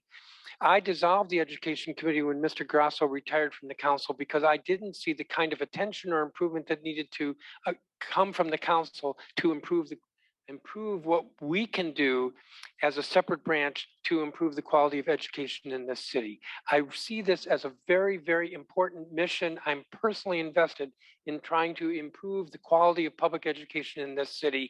And if you look at my record, and you're free to disagree with it, you will see that there have been more oversight hearings and hearings on issues like attendance, truancy, special education, teacher turnover, principal turnover, school climate, and you haven't seen that in the past. So you can talk about having a separate committee, but what's really important is what the committee does. And the committee as a whole, under my chairmanship, has been doing a lot, and a lot more than you've seen in the last 8 years.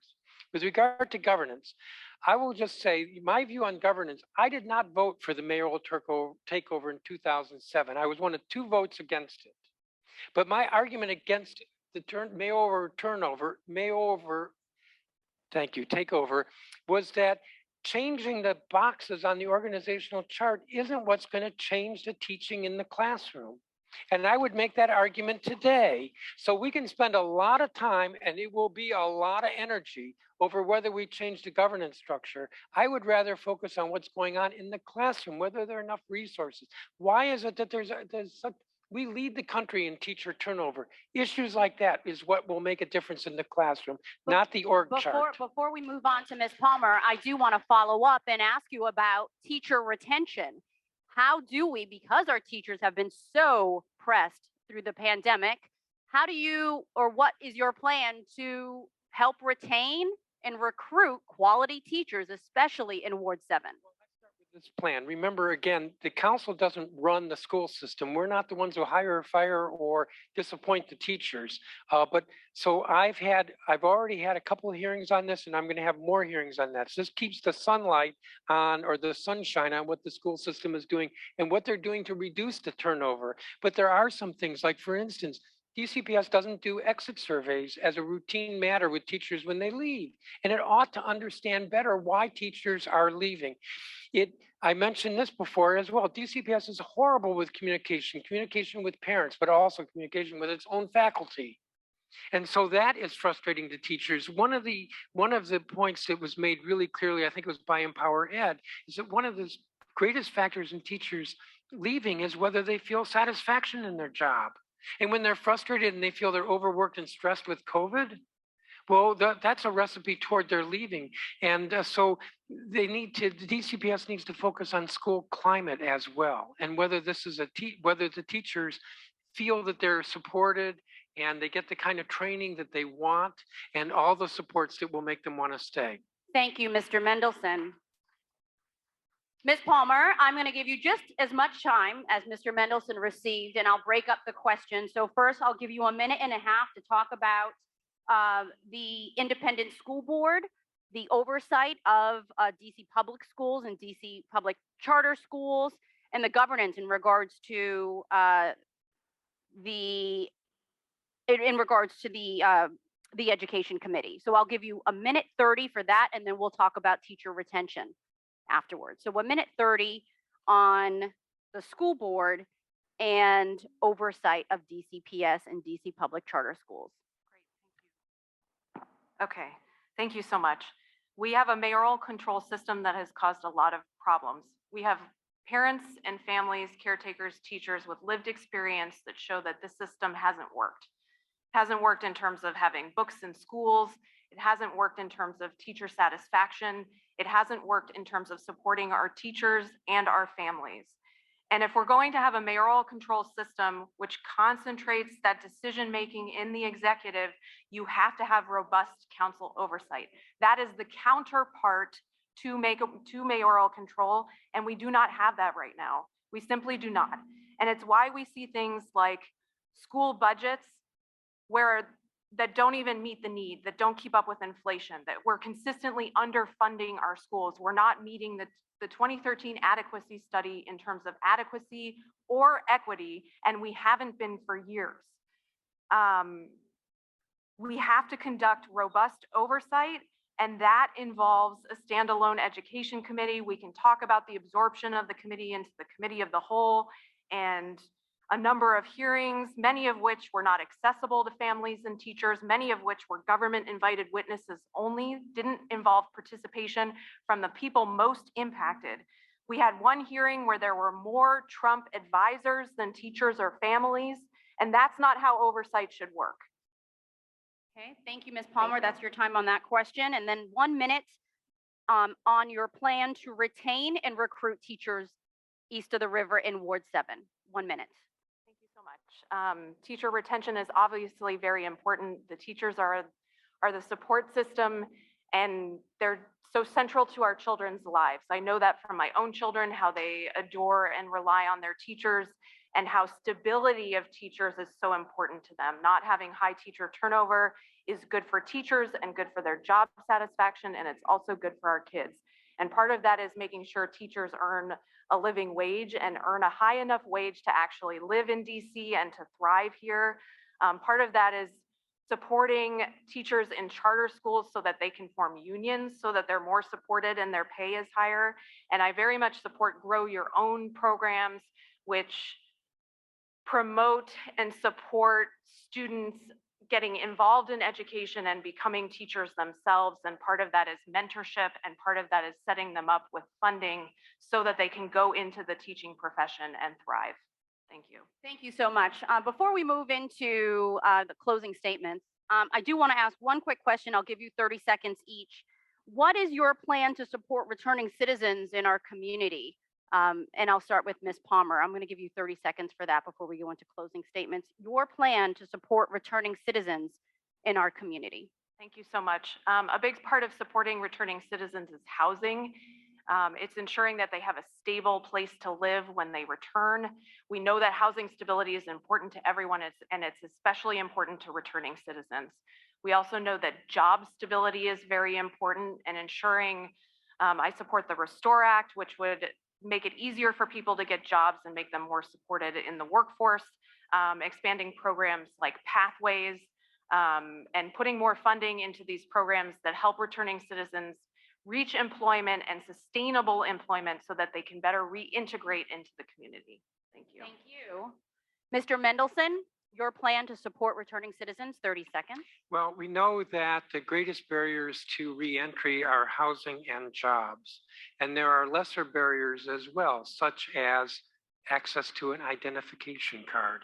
So we need to focus on and address those issues. I've been a supporter of different programs, typically in the nonprofit sector, with regard to those issues. But I'll add one other thing in 10 seconds, and that is that they say, those who care about corrections, that the first day of reentry starts on the first day of incarceration. So there need to be programs in jail or in the prisons. Thank you, Mr. Mendelson. And thank you, candidates and audience, for those wonderful questions. I think we managed to get through most of the questions, which is very impressive. And they really cover the gamut of all the important issues that the residents here in Ward 7 are facing. Candidates, we are now going to go to closing statements. Both of you have 3 minutes, and we will start with Ms. Palmer. Your 3 minutes. Thank you so much. I want to say thank you to our gracious moderator, and again to the Ward 7 Democrats for this forum, for setting it up in a way that was accessible to people who aren't able to be here physically in person, and honoring COVID protocols. I very much appreciate it. I am a big believer in institutional accountability that is rooted in my professional background, and it's the expertise that I would bring to the council as DC Council Chairwoman. We know that a council that isn't empowered to make laws and conduct oversight, that isn't ethical, that isn't accessible to residents, that doesn't protect its own workers cannot function at the highest levels. And that's what we deserve. That's what DC deserves. I'm a fair elections candidate, which means that I am not accepting corporate donations. It means there's no risk of conflict or corruption. It means I'm not in fundraisers with Jack Evans accepting his support and arm around my shoulder. I also know that you cannot sleep on ethics and institutional accountability, that it is a daily practice, and that is the energy that I will bring to the council. We know that DC is rich in resources, and I believe in values-driven leadership that recognizes that and provides resources to neighbors in need. I believe that we can act with the vision to ensure safe, stable, and secure housing for all DC residents. I believe we can have fully funded schools that actually equip our children for success in the world. And I believe that we can have robust medical care for everyone, whether you're a mother giving birth, whether you're a student in school who needs mental health support, or whether you're dealing with aging issues that we all will face as we age. I believe government can meet people's needs, and it can make people's lives better. That's a fundamental belief that I hold, and I will lead with those values every day. Thank you. Thank you, Ms. Palmer. And you did a great job despite some of the echoing throughout the room. I would just kindly remind everyone that the acoustics in here travel. So if you can just give our candidates a little respect and some quiet for the last statement, I'd appreciate it. Mr. Mendelson, you have 3 minutes. Thank you. Thank you all for being here, and thank you, Ward 7 Democrats, for inviting us. This is the first in-person debate, I think the second of this campaign season for the council chair. In my opening remarks, I said I hope you leave with 3 thoughts or 3 points. One is experience. My experience as a member of the council, my record, what I have done, where I am on issues, but also the experience that's required to be the chair of the council, to be able to coordinate, to get consensus, to be able to get legislation through, to not be stuck like Congress that can't move any legislation. Experience is important. The second point was liberal. I am a liberal Democrat. I am in the tradition that government can provide services that can help people, that can improve our society, that can make a difference. I believe that fundamentally and strongly, and I believe that we need to do these things effectively. We don't just simply throw money at programs because the programs sound good, but that we actually achieve the results that we want with the dollars that we have. And the third point that I ask that you think about and you leave here with is that I am no stranger to Ward 7. I am here frequently.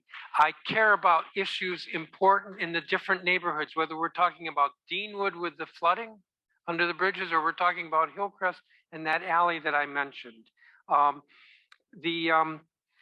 illegal construction that we've seen going on throughout the ward. I am not a stranger to the ward. These are the values that are important to me, and I kind of touched on this a moment ago, and that is that we can be a society that is diverse.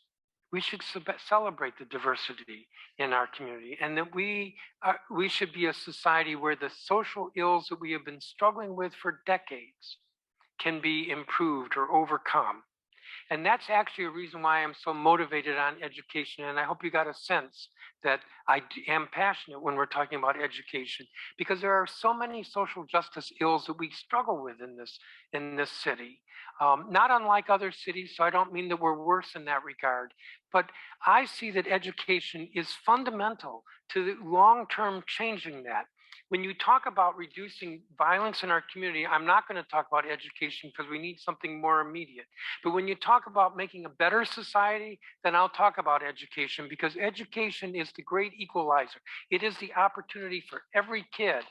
And if you talk about schools that were underfunded, yes, absolutely. And that's why I have a bill pending in the council that would change the way we budget our schools, because I think we need to give more autonomy to our individual schools over their budget, and more stability to our local schools so that they have more stability, so that they don't have the kind of turnover, and they can build the programs and make a difference.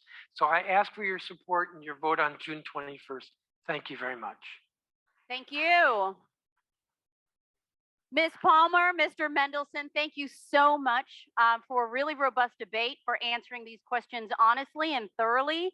And on behalf of the Ward 7 Democrats, we look forward to a very exciting election season to come. Thank you so much. Thank you, neighbors.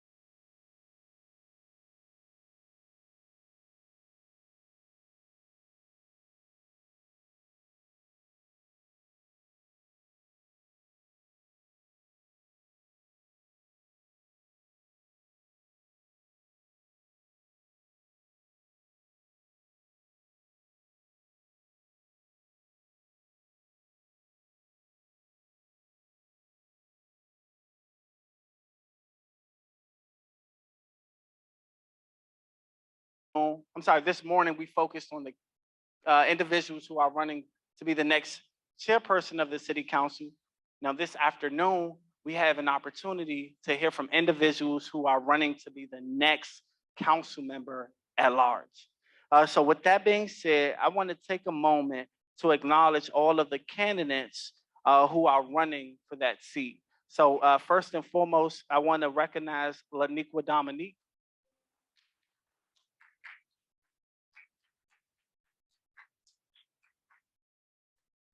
I also want to recognize Nate Bennett Flemings.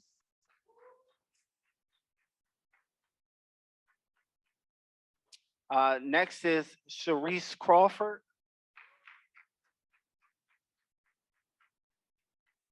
Then you have Dexter Williams.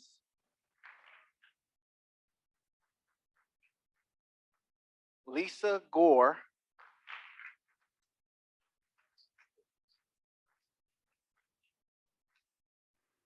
Bradley Thompson.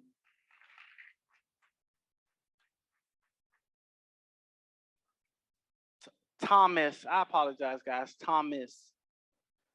Anita Bonds, who's the current council person. Thank you, Councilwoman. And then last but not least, Ambrose Lane. So once again, candidates, thank you all for spending this afternoon with Ward 7. We are extremely eager to hear what your priorities are for us as Ward 7 residents. Additionally, I strongly encourage residents, if they haven't done so already, to register for next week's candidates forum, in which we will hear from individuals who are running for the Attorney General race, as well as to be the next mayor of the District of Columbia. So the event will not be held here. The other location is a little bit different and seating is limited. So I would strongly encourage individuals to register today if they haven't done so already. And you can register by clicking on the yellow door hangers that are distributed throughout the facility. Click on the QR code and sign today. Furthermore, I want to take a moment to briefly recognize our sponsors. I mentioned a few of them earlier. I want to thank the Ward 6 Democrats for all of their support. I want to thank John Capozzi for donating breakfast.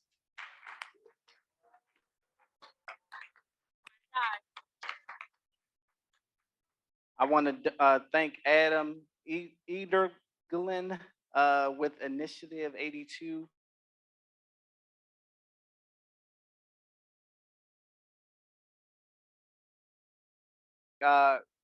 Grant Thompson, who donated pizza for lunch. So thank you again, Grant.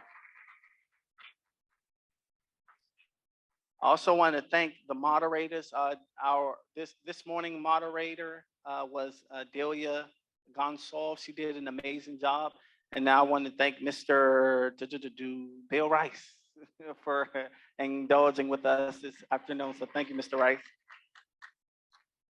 And then last but not least, I got to thank the team. I want to give a special shout out and thanks to the Ward 7 Democrats executive body. This event would not have been held if it wasn't for the amazing team that I have. I run a tight ship, but because the expectation is high, and I just want to thank them for hosting this event.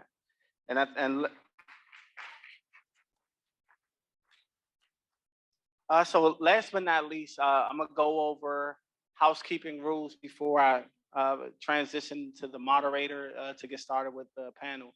But I want to encourage folks, unless you are eating, please keep your mask on.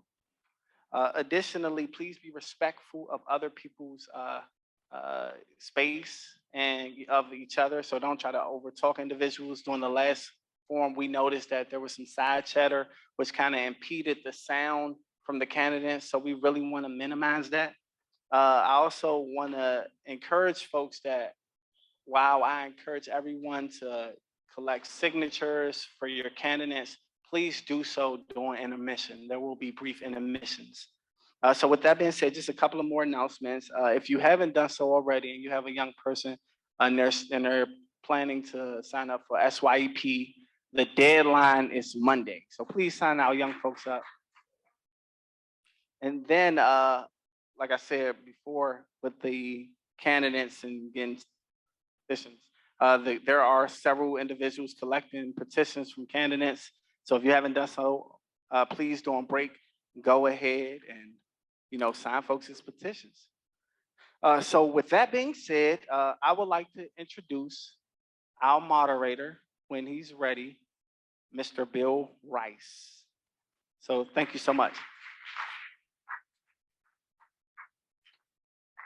Good morning or good afternoon, everyone. My name is Kareem Marshall. I'm the second vice chair of emergency. Nia Bess is not going to be able to be the second moderator for today. I'll be filling in and helping with time. In the event, we'll have to adhere strictly to time limits because we have such a blessing of candidates. I will hold up signs that tell you how much time you have. And when I get to the point where you've expired time, I'll waive it. If you go too far over time, we will have to cut your mic. The rules for the forum are as follows. We use a random number generator to determine speaker order. So you will each have 3 minutes for an opening statement.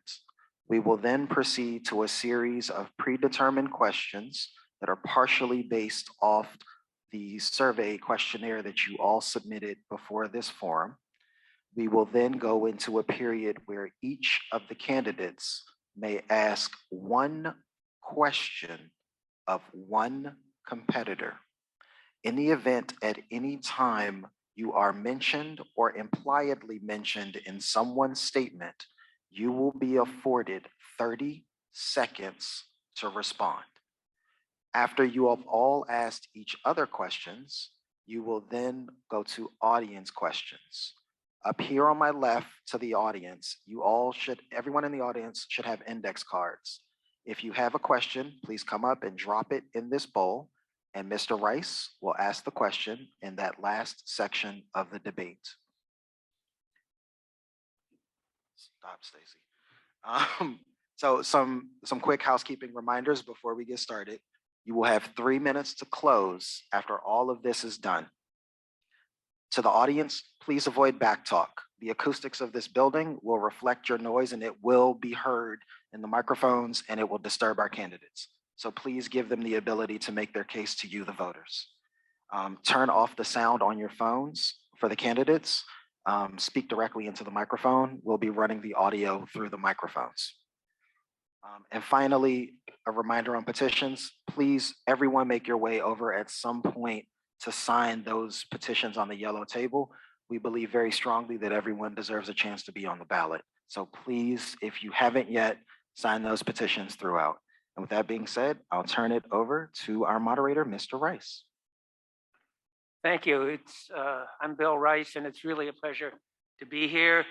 I was just thinking about one of my introductions to DC politics was many, many years ago when I attended a forum just down the street on Pennsylvania Avenue where H.R. Crawford and Johnny Barnes were debating each other in a very raucous, unruly debate, which I am sure we're not going to have here. Let me ask each one of you for opening statements. Excuse me. Thank you. Opening statements, please. Ms. Jenkins, thank you. Please.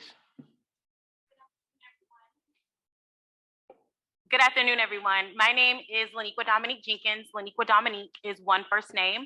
Like most of you, I have a plural identity. I am an aunt to 8 beautiful little scholars, 3 of which I raise as my own. I'm an entrepreneur. I've owned a companion comfort care agency in the District of Columbia for over a decade. That speaks to my urgency for folks aging in place and staying in the district. I'm a children's book author. My work former elected official right here in Ward 7 as an ANC commissioner. I've worked on the Hill. I have several years of policy and legislative experience, not just on Capitol Hill, but abroad as well. I've worked in India, Africa, Spain, Finland, and I'm sure that the models and legislation that I've implemented there can be successful here. But what I really want you to remember most about me is not my resume. I want you to remember my heart for people. I want you to remember that I care and I'm invested about each and every one of you in this room. Not just because I'm your neighbor and I care about the neighborhoods, it's because I understand that the legislation I have the ability to present and to create will directly impact each and every one of you. I look forward to sharing more about environmental justice, increasing literacy rate, and creating jobs, and I hope to earn your vote and your support. Thank you.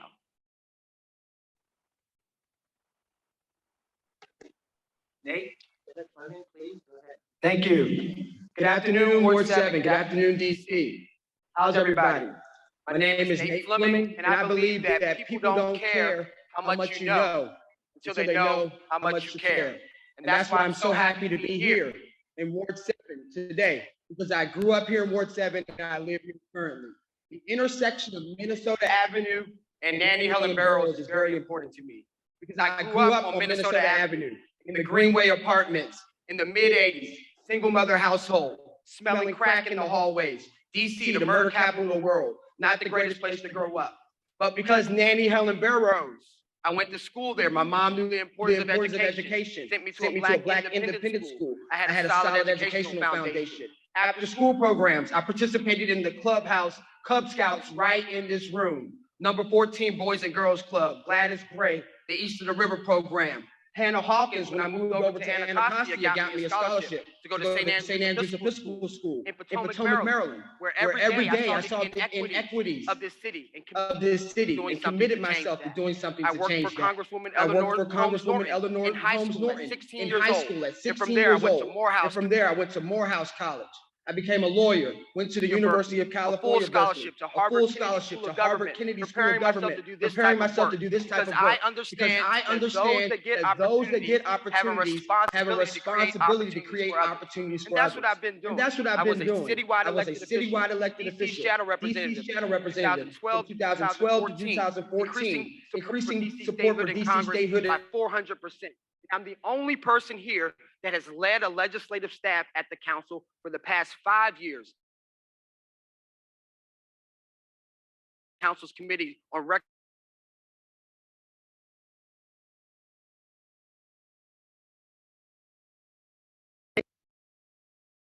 Dream Grants program, giving out $1 million to only Ward 7 and Ward 8 entrepreneurs.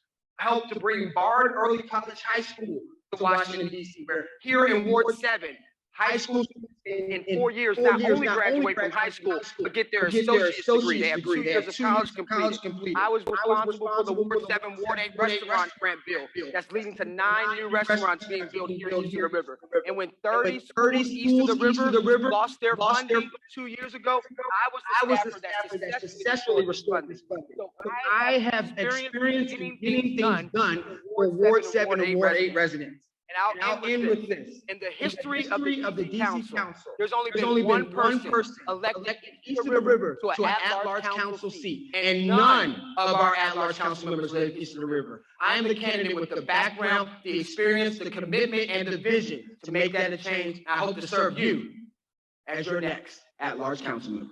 Thank you. Okay. Thank you, Mr. Fleming. Next is Sharice Crawford, please. Thank you. Greetings, Ward 7, Washington, D.C. I'm not here today as a candidate. I'm here today as a soldier. We are at war, not only internationally, but it is a war in our city. And if you're like me, you grew up in a war zone. I was supposed to be a student at Shad University, which was a block away from where my parents lived on 54th Street. But they sent us across town to C.W. Harris, up the street and around the corner. Every day we face life or death.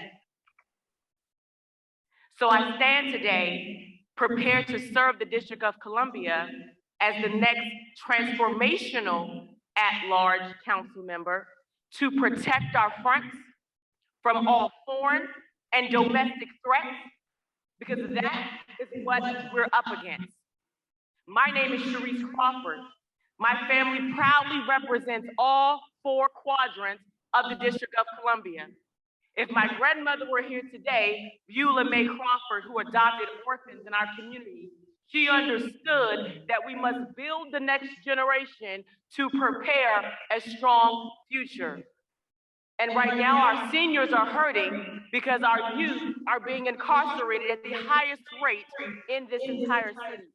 My babies are going to jail under 19 years of age because they have not been economically invested in, and that must change. I'm proud to be a graduate of Ballou Senior High School, where I was already at that point counted out. So I've already been counted out as a citizen, and so I'm proud to say that whoever counted us out couldn't count. I'm Sharice Crawford, DC's next at-large councilman. Thank you. Thank you, Ms. Thank you, Ms. Crawford. Good evening, everyone. My name is Dexter Williams. I'm a native Washingtonian. My mom is a retired DC public school teacher, and my dad is a retired corrections officer in the DC Department of Corrections. My family and I have always lived in Ward 7. We used to live in Marbury Plaza when it wasn't Ward 7 many years ago in the late 1990s. We moved to Fairfax Village, and when I became an adult and was able to earn a little bit of money to take care of myself, I decided to move out and live in Naval Gardens, where I currently live. Ward 7 has always been my home and has given me the opportunities that I have today, and it's the reason why I'm able to run for at-large council member. 4 years ago, this board elected me as a Democratic State Committeeman. In that role, I've been engaging voters, keeping people informed about what's going on, about the legislation. I've been a policy director with the Ward 7 Democrats. I've also worked as a policy staffer for at-large Councilmember Robert White, drafting transformational legislation called the Restore the Vote Bill, which you all may have heard of. It's a bill that re-enfranchised our incarcerated residents and gave them the right to vote, something that was taken away from them because of racist members of Congress. And also drafted the Access to Jobs bill, giving returning citizens an opportunity not just to get a job, but to actually build a career where they can start from the bottom and go to the executive level within any organization. I'm proud of my record. I'm proud of my history in this community. My focus is going to be on housing, public safety, and education. I'm looking forward to speaking with all of you about my vision tonight, this evening. Thank you. Thank you. Thank you, Mr. Williams. Lisa Gore. Yes, thank you, everyone. My name is Lisa Gore. I'm a 30-year resident of DC. I'm a mom of a 17-year-old son that attends DC public high schools, and I'm a retired federal special agent with the federal government. My family is very familiar with DC. I'm the 3rd generation to make DC my home. My grandmother taught at Freedman's Hospital before it was Howard University. My grandfather was a resident of Pearson Florida, and my uncle had a cleaner off of Benning Road.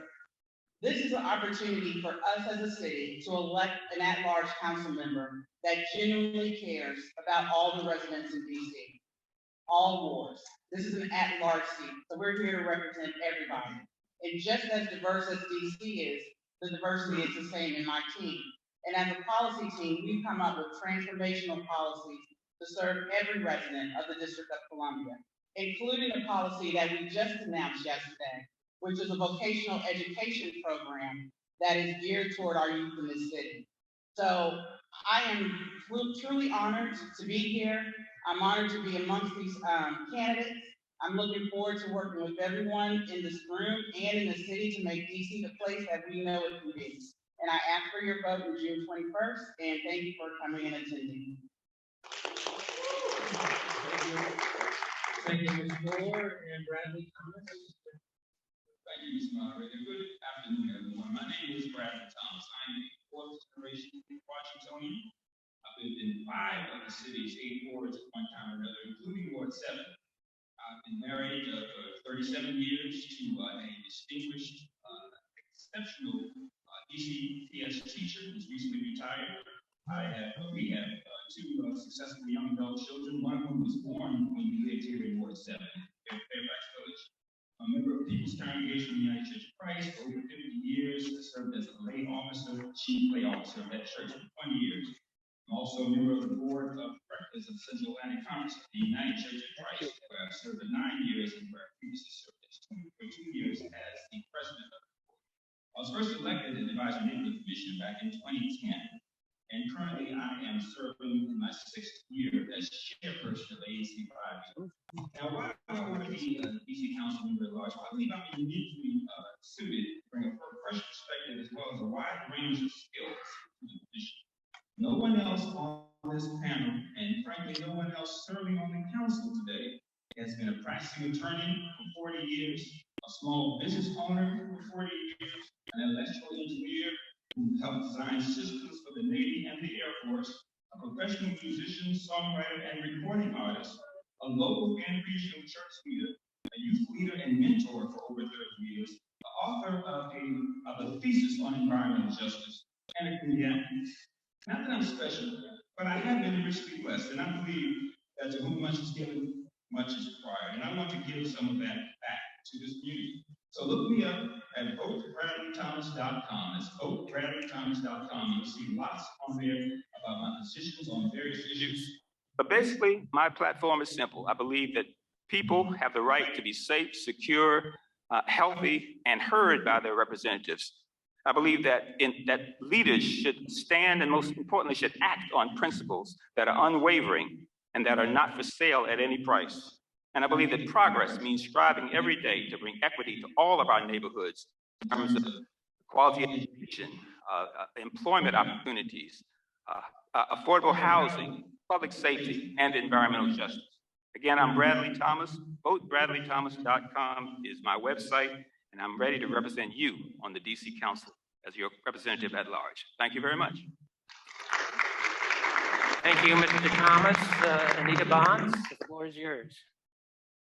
Thank you. Thank you. All right. Good afternoon. Okay. Okay. Good afternoon, everyone. I'm Anita Bonds. I'm the incumbent at-large council member seeking your support for re-election to expand on the work that I've accomplished on your behalf during my current term of office.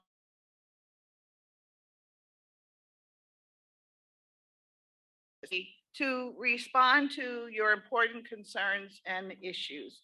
During my tenure, I focused on hearing from residents, advocating and generating solutions and changes to outdated and ineffective programs and services, and drafting laws to better regulate service delivery and strengthen productive outcomes. As a member of the council, I work to improve the quality of life by funding health, nutrition, education, employment, transportation, business and housing services, and meeting neighborhood amenities needs to increase the opportunity for all residents that make DC their home.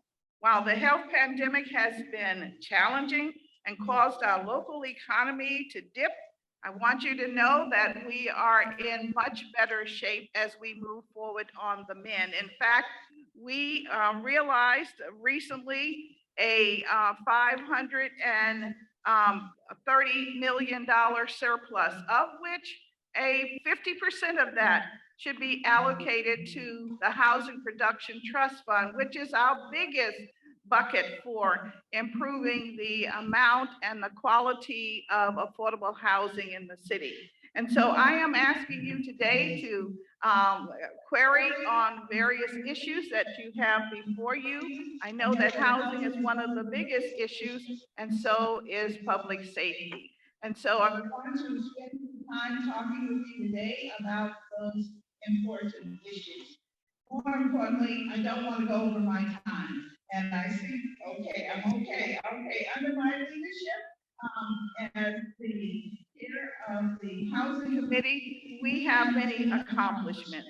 But I know it's not quite enough for all of what the community needs. And so today I want to hear from you very specifically about some of the things that you believe that we should be doing with your taxpayer dollars. So I'm looking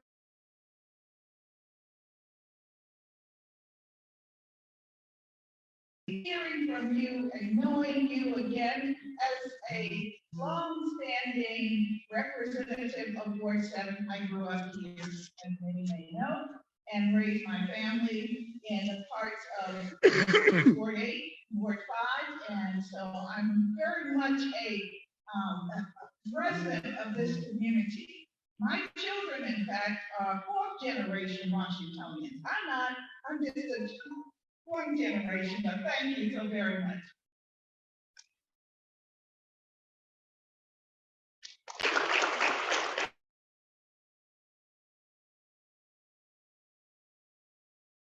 And the Ward 6 Dents for holding this candidate forum.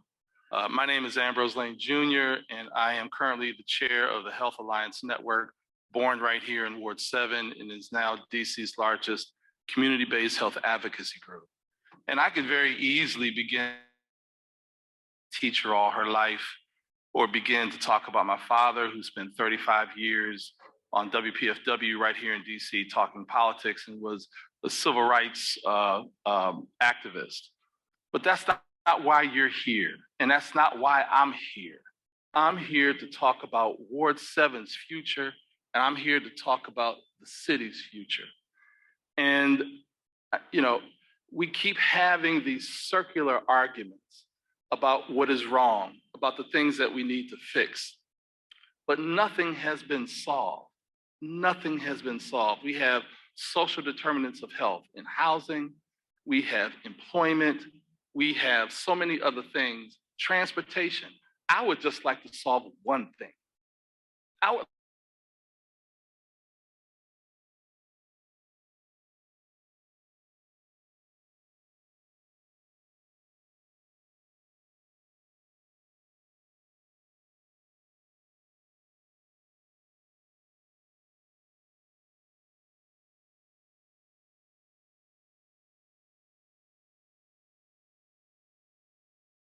And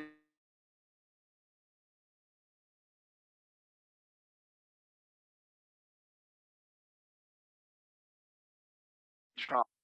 And I was at the forefront of that fight. Number two, I have a platform unlike anybody else's on this platform. I support universal basic income, which is $1,000 a month for seniors that are living poorly and on fixed incomes, for those that are unemployed, for those that are underemployed, under the living wage, because we don't deal with and solve the issue of poverty, none of this matters.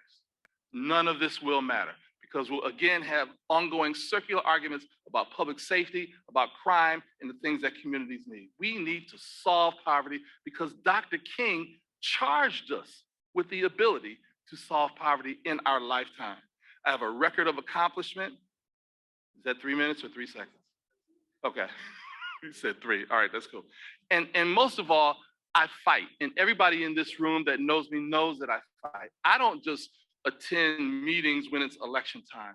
I've always attended meetings in Ward 7, Ward 8 in my community. You've seen me at the meetings engaging community leaders, engaging the issues.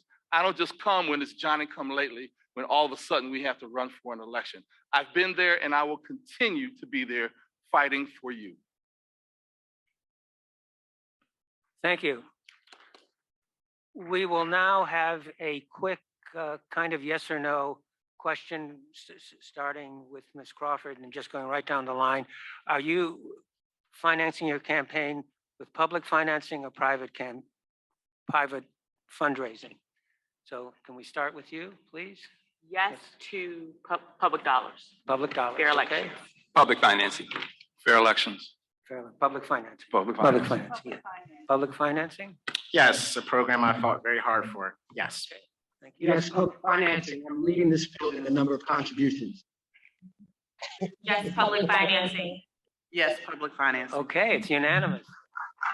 Thank you.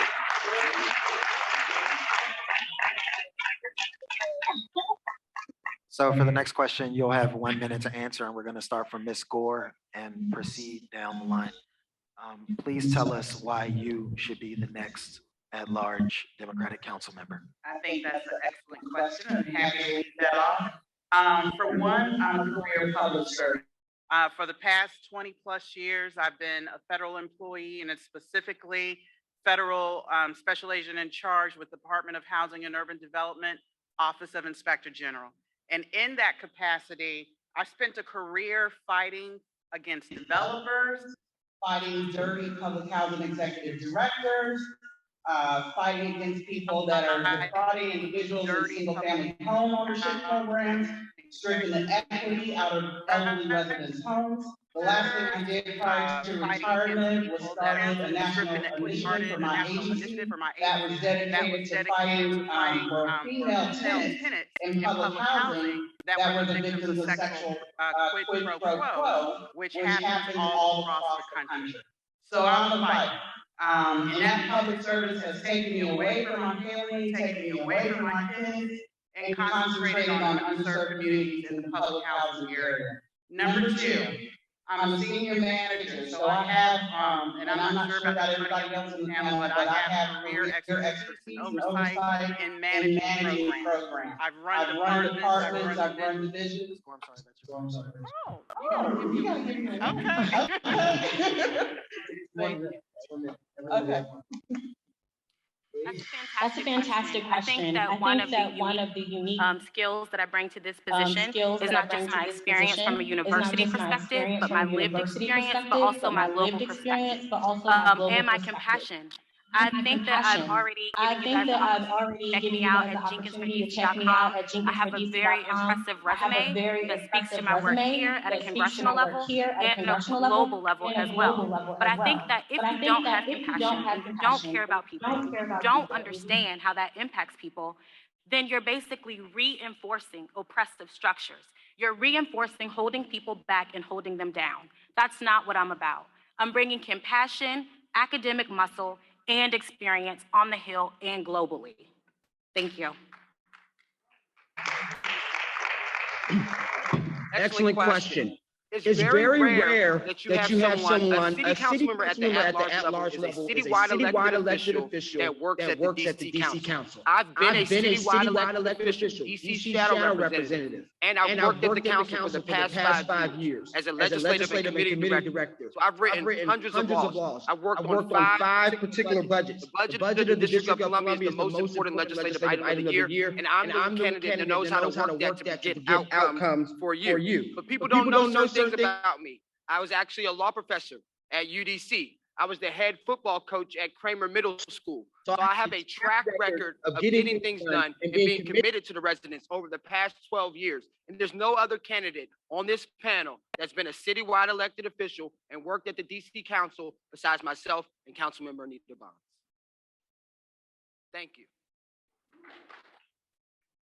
That's an excellent Mr. question Williams? as to why I think I would be the best Democratic nominee. Look, let me just start off by saying that I started out in the Democratic Party with the DC Young Democrats, focusing on policies and legislation. I've worked with the Ward 7 Democrats advocating for the community. I too have also worked at the DC Council. I too have also managed budgets and provided oversight over the Department of General Services, which we all know is a mess of an agency. I too have done great work in the community. One of the reasons why a lot of people in this state is able to run and participate in fair elections because of the work that I've done and other leaders around the city when it comes to fair elections. That's something I'm proud of. Also, in my current job, I have managed a state-run program in 5 jurisdictions around the country. I have gotten legislation through Republican legislatures. No one else on this stage can say that. Thank you. Thank you very much for that question. And I commend my colleagues for their extraordinary background. I'm not going to bore you with my extraordinary background today because that's not why you're here. You're here to get what I call the rubber on the road. And the rubber on the road is that I have a track record. It is available to everyone. You see me before the public in the hearings, and you know some of my votes. I'm here running for re-election because I believe in this process. I believe in you, and I want to continue to give all that I can to this job, to this work. I am a long-standing public servant, ANC commissioner, chair, four-term chair. I can go into the many different programs that I've had a hand in, including working with our adjudicated youth that some in this audience are aware of. Yes, thank you. I didn't see the waving. Okay, all right, I'm so sorry. So sorry. My apologies. Thank you, and thank you for the question. I could certainly sit here and talk about some of the accomplishments that I've had, but I have to say this. I think that it is a difficult case to make for anyone that is claiming that they will do for the city what they haven't even done in their own community. I think that's a very difficult case to make. It's not impossible, but if you haven't attended the meetings and you haven't engaged with community leaders, how are you going to profess that you're going to all of a sudden do that on the council?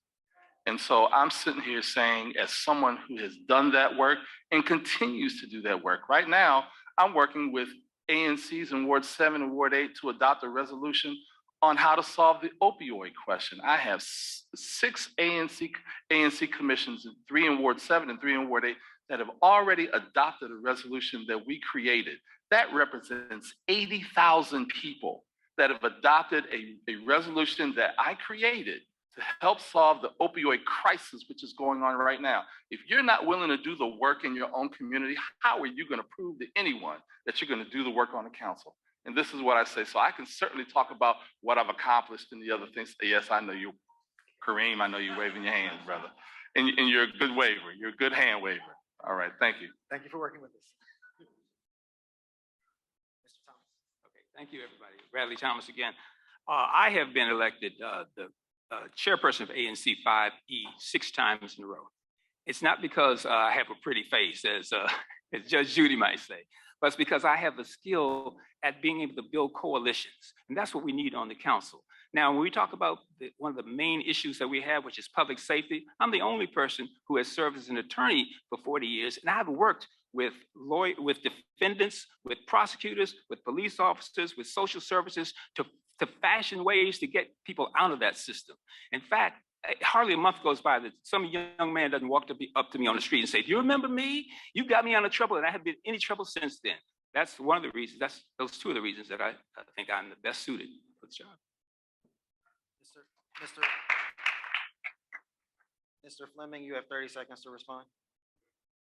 Well, I mean, I don't think it's fair to say I'm the only person that's been an attorney for 40 years. I mean, I'm an attorney. I've been an attorney for 12 years. So I think, at the end of the day, we all have good qualifications. But at the end of the day, it's not about me. It's not about any of these candidates up here. It's about you and who's going to get you involved and who's going to be the best representative for you. Thank you, Mr. Fleming. If the audience could restrain themselves just for a little bit. Ms. Crawford? Yes, thank you. How's my audio? If you're just joining us, my name is Sharice Crawford, and I am perfectly suited to be DC's next at-large council member for one word, and that's safety. 2 of the top reasons why people are leaving the District of Columbia is housing instability and public safety. And I am the only candidate with a track record of organizing, sustaining communities to reduce crime. Not just from the dais, which is where many of my colleagues will sit comfortably to get to legislate, but in the communities, directly in the audience of those young people who are committing our crimes. Safety in our housing, safety in food safety, safety in education, safety in our finances, safety in our digital and cyber safety, safety in our disabilities that we are now living with long-term, safety with firearms that many of us want to learn more about and engage in, safety in our transportation and on our streets. I'm prepared, we are ready, CrawfordAtLarge.com. Okay, thank you very much. We'll now go to a specific question about elections. And just to be clear, we'll start with Mr. Williams, go that way, and then come back and with Anita Bonds and go that way. For the order of answers. There are a lot of candidates here, obviously, and the way campaigns are run now, The Democratic primary is tantamount to election. And you could win the Democratic primary with 15, 20, 25, 30% of the vote, which is by many, in my opinion, not much of a mandate. Two ways of possibly solving this are ranked choice voting or runoffs. Could you discuss your thoughts about ranked choice voting and runoffs to help solve the problem of a mandate for the next at-large council member? Mr. Williams. Thank you. And you're right, Bill. It is a problem that we have people who can get elected with less than 50% of the vote. I think in the last couple of elections, one of the at-large council members got elected with 17% of the vote. That is hardly a mandate. That is hardly representative of what people actually want. And so I do support ranked choice voting. I actually work for an organization that is promoting ranked choice voting around the country. And I know that there's a lot of concern about it, but I think there's a lot of confusion about what ranked choice voting is. It is essentially an instant runoff election where you rank candidates for someone who doesn't get over 50% of the vote. I think it is something that we seriously need to consider. I know that we've had hearings on the Voice Act, and I think that we need to work towards passing the legislation. Thank you, Mr. Fleming. I think we need to do what's most equitable in this situation. We have to understand that this is a city that's very polarized and stratified as relates to race and income and education. So we need a system that's going to reflect that. And if ranked choice voting can be done in an equitable way that's not going to diminish Black political power in the city, then that's something that I can support. But candidates, we have to understand and think very deeply about these issues. And so at the council, I'll think very deeply about that, amending the legislation if necessary, working the craft legislation if necessary to make sure that it's equitable for people like you. And with 8 candidates, I don't know how many people up here. So everyone's saying, I'm the only person to do this, I'm the only person to do that. Come on, let's be real. All right? So let's get candidates that are going to get you involved, that's going to be thoughtful about these issues, and make sure that Black political power in this city is maintained. Thank you. Thank you. Ms. Jenkins? I support ranked choice voting. I think that it brings us closer to democracy, and it's an honest reflection of democracy, where you can vote for more than one candidate until you get to the candidate that has the representation of 51%. I do think there is a lot of confusion and ambiguity around how it works. I think that there is opportunity to teach and make sure that people fully understand the system and the process and how it works. If that doesn't happen, it does reduce equity. If that doesn't happen, it does suppress the vote, particularly in Black and Brown communities. But with proper education and intentionality, it can be an effective tool to create a true representation of democracy. Go ahead, Ms. Gore. Yes, thank you. I also favor ranked choice voting. I testified for the council on the Voice Act, and I also believe that it brings a better representation of the person that's being elected for that seat. We definitely, as at-large members and people throughout the council, want voting to represent everyone that's involved in the process. Want to make sure that we build coalitions as broadly as possible, and that is reflected through the vote. So of course you want to try to bring more people to the table, make it more equitable, and I agree that we have to educate our communities, particularly our seniors. And I also agree with Nate that we do have to protect Black political power in DC. There's a lot of fear over ranked choice voting, and it is valid fear.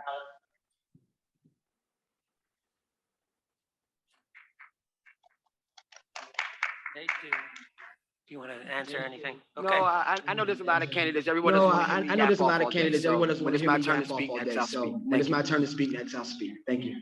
Ms. Bonds, the floor is yours.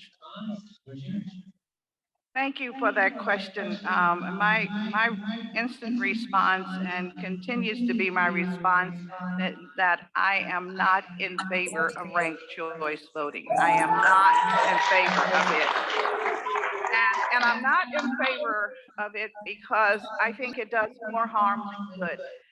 I believe that our Constitution and our civic lessons, I'm from the era when we had civic lessons in school, taught me that For each individual vote, there is a one vote per candidate, okay? And so I'm going to stick with that. I think what is most important in the District of Columbia is that we have more opportunities for candidacies and for positions. And that's something that we really haven't given a lot of attention to.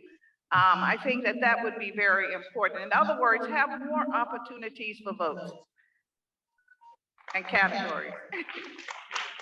Thank you. Ambrose Lane. Yes, I support the concept of ranked choice, but I do not support the legislation that is before the council now. I think that there are so many things that could go wrong with how the legislation has been crafted. And I'll give you some particular examples. What is the enemy of ranked choice voting? The enemy is an uninformed public, an uninformed voter base, or a voter base that is uninspired to come out and vote. And we have to solve those two issues before we can really talk about ranked choice. Now, ranked choice in its perfect sense, if you have an informed public that knows all the candidates and all their positions, and you have a voting public that wants to come out and vote, then ranked choice can work. But there are also instances across this country where ranked choice has not worked. It hasn't worked in every instance.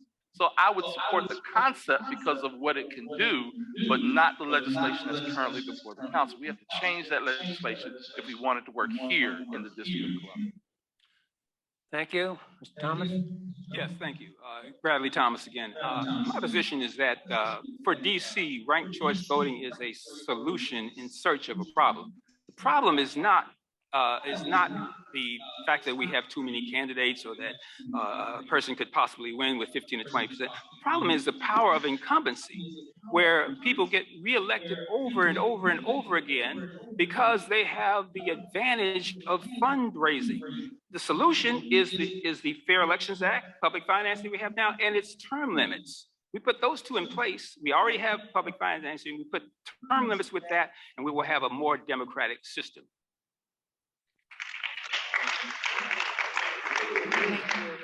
Let me first acknowledge my colleagues of the DC Black Democrats. I'm currently the elected committee woman for the DC Dems.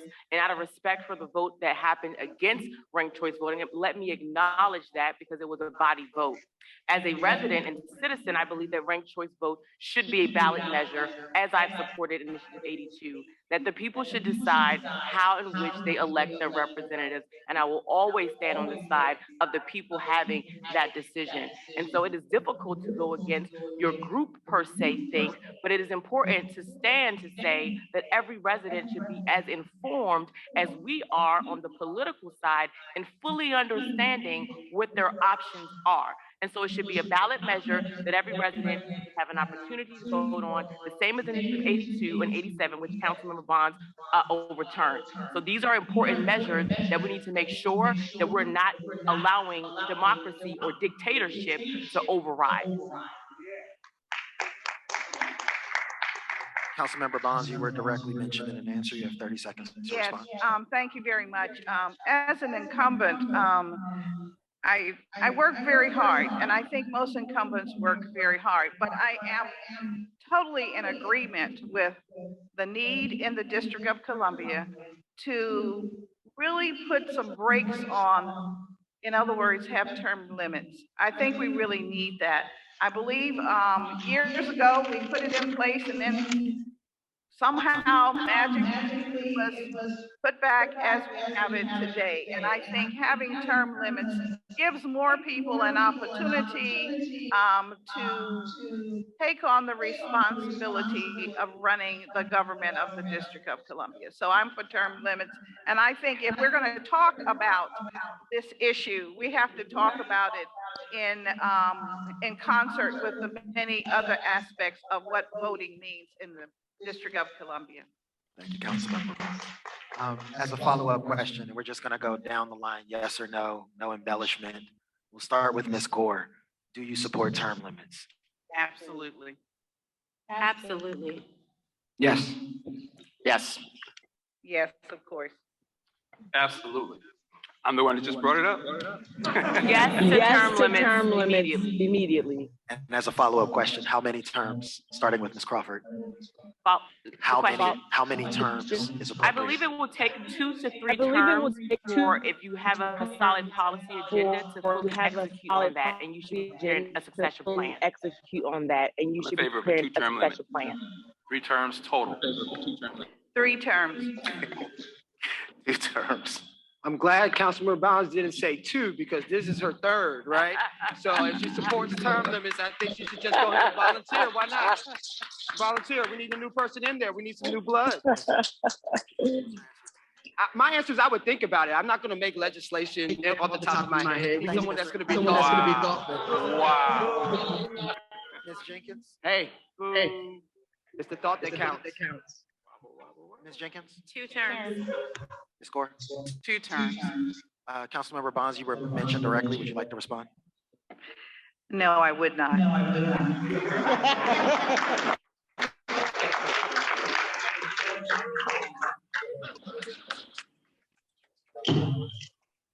So we're gonna actually start with Councilmember Bonds, go left to Ms. Crawford, and then go back to Mr. Williams, and then go right to Ms. Gore. This question is about public safety. Please provide your opinion on the tenure of Chief Conti thus far. You know, this is a difficult response because we all were strong cheerleaders for Chief Conti when he began his tenure. I think many of us are still there, but I'm telling you, he's having a tough time, absolutely tough time. And if we want to put all of public safety resolutions on the chief, it cannot be accomplished. We know that. This issue that we are dealing with is, of course, nationwide, but more importantly, here in the city, we can't answer it in 30 seconds, Mr. Marshall. And I really think this question deserves more attention, ladies and gentlemen, because this is our lifeblood. Everyone is in fear of crime, whether it's happening in their neighborhood or not. And I think you ought to give us ample time to respond to it. Correct, Councilmember. We'll give you another minute. Okay, all right, thank you. I don't know if we can do it in a minute, but I'll try really fast, be fast on this. One of the issues that we're confronted with for our young people, you know, our young people are taking this carjacking as a game. But we who have our property taken or stopped or afraid that we're going to be stopped at a traffic light or in the service station, we're scared to death. We're scared to death. We don't realize that this is a game. Yes, it is a game. Otherwise, you would not find young people filming what they do. And they have their friends filming what they do. So the issue is, how do we deal with our young people? How do we give them a little more stability? Because that's one of the things that's missing. But bottom line, for those who use gun violence, we really need to take immediate action, give them an opportunity to wait for their trial in an environment where they can do no harm until they have their trial. So I just want to remind every candidate who would like to be seen when you're responding, please make sure your camera's on and pointed at you. And we'll go to Mr. Lane. You have 2 minutes to respond. Yes, could you repeat the question, please? What is your opinion on the tenure of Chief Conti thus far? I think so far he's tried to do as best as he can with the tools that he has. I think that Chief Conti is not really the issue. The issue is how we're dealing with our young people. The issue is how we're dealing with how we're looking at crime and criminal justice and gun violence. We're not really looking at it from a public health perspective at all. And in fact, the National Institute for Criminal Justice Reform came out with a report very recently that identified about 200 to 300 people that are involved in most of the gun crimes in the District of Columbia. That is what the mayor actually used when she announced last week, was it, that she was going to do a year-long crime intervention. The council member at the last debate said that, and I can almost quote, now is the time for the council to focus on our youth. I don't think that that's a reflection of her feelings about youth. And I know that she cares about young people, but it does reflect where the council is when it comes to dealing with our young people. And so when we, if you look at one specific report, and that report being the Annie E. Casey, you want me to stop? Okay. The Annie E. Casey Kids Count book, which is the data book that covers soup to nuts, income, jobs, all that. Their last report on youth unemployment was in 2016, and they said that youth between the ages of 16 and 19 were 81% unemployed. That was in 2016, 6 years ago. 6 years from now, those kids are 25 and 23 years old. And so what we're seeing is that we're seeing all of that happen displayed right on our streets, where we have high rates of youth unemployment, high rates of unemployment that's happening right now in Ward 7 and in all of our wards, and we're not really solving the issue. And so you're gonna see a cauldron of things that are gonna involve this mix of ACEs, adverse childhood experiences. We're not doing any kind of profiling to make sure that we are stopping it in a preventive way to get at these young people when we can. Thank you, sir. Councilmember Bonds, you were mentioned directly. Would you like to respond? Yeah, I think I need to respond because I don't want anyone listening or who is here to get the impression that a comment about youth was an indictment of youth. It was not. I ran out of minutes, quite honestly, when I made that comment. And the minutes were directed at saying to the community, we have to give more attention to our young people. We just don't do it anymore. And we can go through a litany of things that we do different from years ago, or when I was raised, or maybe you were raised. And I'm just really. And I accept that from the councilman. I accept that explanation. Sorry. Mr. Thomas, you have 2 minutes. Thank you, Bradley Thomas again. Yeah, I think we need to be wary about changing the deck chairs on the Titanic. We've had, I think Chief Conte is the third police chief we've had over the last 5 years. The chief is not really the problem. And I don't think we should just pull the trigger on the police chief quickly. We need to fix some of the root causes. And I agree with my colleague here, Mr. Ambrose, that, we have root deep causes that are causing our situation. It's not the police. Now, maybe after we give him another little while, a couple of years, whatever, if his management skills prove to be ineffective, we might think about it. But at this time, no, I would not pull the trigger on Chief Conte. I think he is making a solid effort, and it's up to all of us in all of our capacities to help in this fight. We're in it together. Mr. Lane, you were mentioned. You have 30 seconds. Yes, and I thank Bradley for that. Because again, if we don't get to the root causes, the report that I just mentioned from Criminal Justice identified where these young people are coming from. Most of them are part of gangs or crews. Most of them have had at least one arrest. Most of them have had other issues regarding it. So if we're not getting at the root of it, we're not going to solve the problem. There has been no profile of these young people in terms of whether or not they come from broken homes, have homes where there is domestic violence, whether or not they're food insecure, whether or not they are housing insecure. We have had, and the data is there. So we need to corral the data. Thank you. Yes, thank you. Again, as the only candidate on this platform that's really dug into the grassroots of our public safety crisis, I have not seen our chief engage the very people who are on the ground fighting crime every day. Every press conference, I do not see the leaders of those communities. Every press conference, I do not see those who are actively fighting crime. I do not see an inclusion approach. And that is how we were able to I do not see an inclusion approach. And that is how we were able to I think my chief for life, those are things that I think my chief for life, those are things that the community secure housing. I think my grandmother to secure housing. I think my grandmother would add $82 million allocate to secure housing for young people because they are unstable, and we have about 6,000 of those young people who are homeless in our communities. We continue to bring up young people, but I'm the only candidate here that has actual youth engaged in the civic process.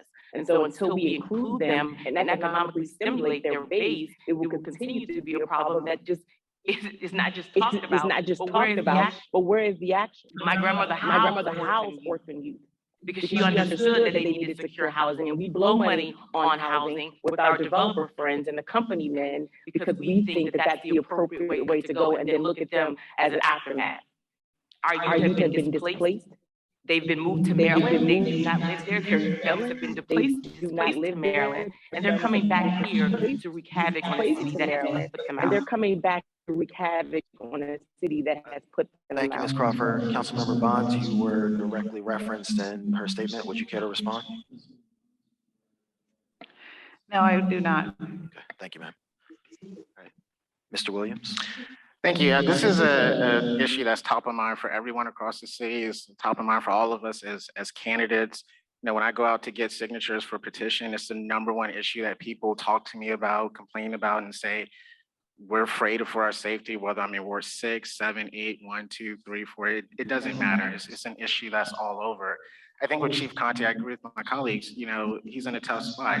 I do appreciate the fact that he's a Ward 7 native and he can understand, he can relate, but it's a very tough thing. I think we need to invest in mental health supports, education, jobs, but I think one thing that's missing from this conversation is, are we having an actual conversation with youth? Are we asking them, what's going on? What's up? Talk to them and see what the problem is. We can't be academic about it. These are human beings, just like all of us. We have to talk to people. And so I think if we really want to make a dent, we have to be intentional and meaningful about it and not so academic. Fleming. In my opening statement, I talked about the corner of Minnesota Avenue and Nanny Helen Barrows being important. And it's important to me because I was carjacked at gunpoint a month ago by teenagers in my community, a few blocks from where I live, a few blocks from where a lot of you guys live. And people ask me, what am I going to do about public safety? Well, I already had a plan, and I want to give you guys some of what I think we should be doing, because it's not about what Conte's doing. We're running for DC Council. What are we going to do if elected to this position? Well, I think we have to attack this problem both on the short term and on the long term. On the long term, violence in our youth in crisis is a reflection of problems like the lack of educational inequality, it's the lack of economic opportunity in our cities, and it's the lack of access to things like mental health care. So what do we have to do as a council? What do we have to do is have to engage our young people all day, all year, not just during the school day and during the school year. So I have two things that I want to do. I want to expand the Summer Youth Employment Program, make it a year-round program for thousands of DC's teenagers. I have a vision called Universal After School. You won't hear a single candidate talk about it because that is the idea that we should guarantee every DC youth access to an after-school opportunity that's high quality and that's of their choice. That's the type of thing that's going to engage our young people. We also need to make sure that we're providing three key services. Mental health, mentoring, and youth-based engagement. We have to do it in places like churches. We have to do it in the community rooms and the public housing complexes. And we have to have those network all around. And finally, we have to do things to increase relationship-based policing in our city. Things like the police boys and girls clubs, things like the police athletic leagues, getting the police out of their cars and onto our blocks so that they can know people in the community and prevent these crimes from happening. This isn't all of the answers, but it's an approach that I think that we can take, and it's an approach that we've outlined, and it's an approach that I can deliver on as your next at-large councilman. Councilmember Bonds, you'd like to respond? Yes, I would. Most of what we have said here on this issue is things that we know work. And they're in progress. We know that they're in progress, but it's not happening fast enough. But one of the items I want you to add to your list as we are thinking about, talking about how we're going to address the crime wave that we're under now, is the fact that I, along with Councilmember Gray, created the Police Reform Commission. And the goal. I'm so sorry, but you only had 30 Was seconds. it more than 30 seconds? Yes, ma'am. Okay. I'm sorry. Ms. Jenkins. So I've been meeting a lot of people, and crime is front of mind for everybody. Nobody feels safe. I don't feel safe. Recently, my nephew was actually held at gunpoint for his shoes trying to get to school. and he commutes from Deanwood all the way to Tinley. Crime isn't isolated. It's not a Ward 7 thing. It's not a Ward 8 thing. I think that we need to invest in the root causes that make kids pick up guns, that make people want to rob other kids for shoes. I think that we need to invest in paraprofessionals and a social safety net to make sure that when people call 911, that they're being referenced to mental health people, they're being referenced to social workers. We have to identify what is making folks behave the way they behave and providing them with the proper toolkit and meet their basic needs. It's not just Chief Conti's problem. It is the community problem. It is all of the government agencies working together, having transparent conversations and coming up with people-centered solutions. That is the only way that we reduce crime, by addressing, making sure that people have housing security, making sure that they have jobs, making sure that they have equity. And thank you. You have another minute if you'd like to use it. Oh, sorry.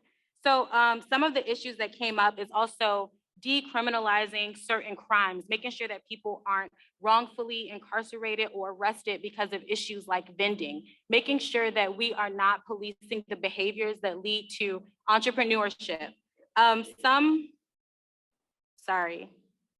So back to the original point, I just want to emphasize investing in people, revisiting the police culture, and making sure that we're training police to engage with communities, and also investing in programs that rehabilitate relationships between police and communities that have stress relationships.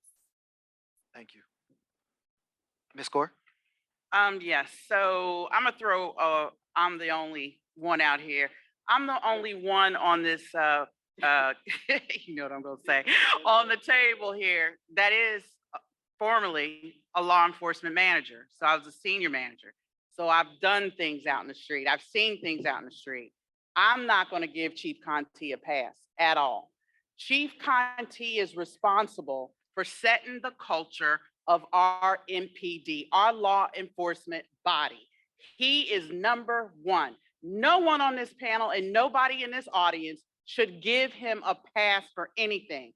I demand that Chief Conti lead his force with respect, that he teaches his officers to treat people in this community with respect, and police respectfully while they're there. We do not have to tolerate a police force that violates people's rights, that has police tactics that are, harmful to the community or anything like that. So this is a separate question than the public safety question. What kids, what we need to do with kids. Every time we talk about police in this city, it's diverted. We have a police reform commission, as the councilwoman mentioned. Have any of their recommendations been passed? What happened to the NEAR Act? Has the NEAR Act come through? Okay, so I'm gonna end it with there. I do hold Chief Conti responsible. He can take the leadership to implement policies that are progressive, that don't cause harm to our communities, and you will see a response. And I've walked the streets. There are people in here too that walk the streets. People respect you when you respect them. Councilmember Bonds? Councilmember Bonds, okay, thank you. So we're gonna shift to the portion of the program where candidates get to ask each other one question. You will have 1 minute to respond. We're gonna start with Ms. Gore. You get to ask one of the other candidates a question. Okay, so my question is for the incumbent council member, Anita Bonds. What is your solution for the poor continued oversight of our housing programs? We have a federal audit coming in of DHCD, Department Housing Authority, so the Housing Authority. We have 15 million that was misappropriated from DHCD for homelessness programs. We've had scathing audits for Housing Production Trust Fund. We have a federal investigation, and we all know year after year after year, public housing tenants have been complaining about their conditions. What are you going to do different if you continue to serve in this role? Thank you, Ms. Gore, for that question. And let's start with the organization that you just retired from, HUD. I think the question in this I actually community. retired. Let me Ms. correct Gore, you. Ms. Gore, Ms. Gore, Let- I Ms. actually Gore, Ms. corrected Gore, from wait your turn. OIG. Ms. Gore, wait your turn. Councilmember Bonds, we're restarting your time. Do not interrupt the other candidates. We will restart their time to account for the disturbance. I think the community needs to know just what HUD has done to public housing across the country. For the last 10 years, every year, the amount of subsidy has been reduced, okay? Every year.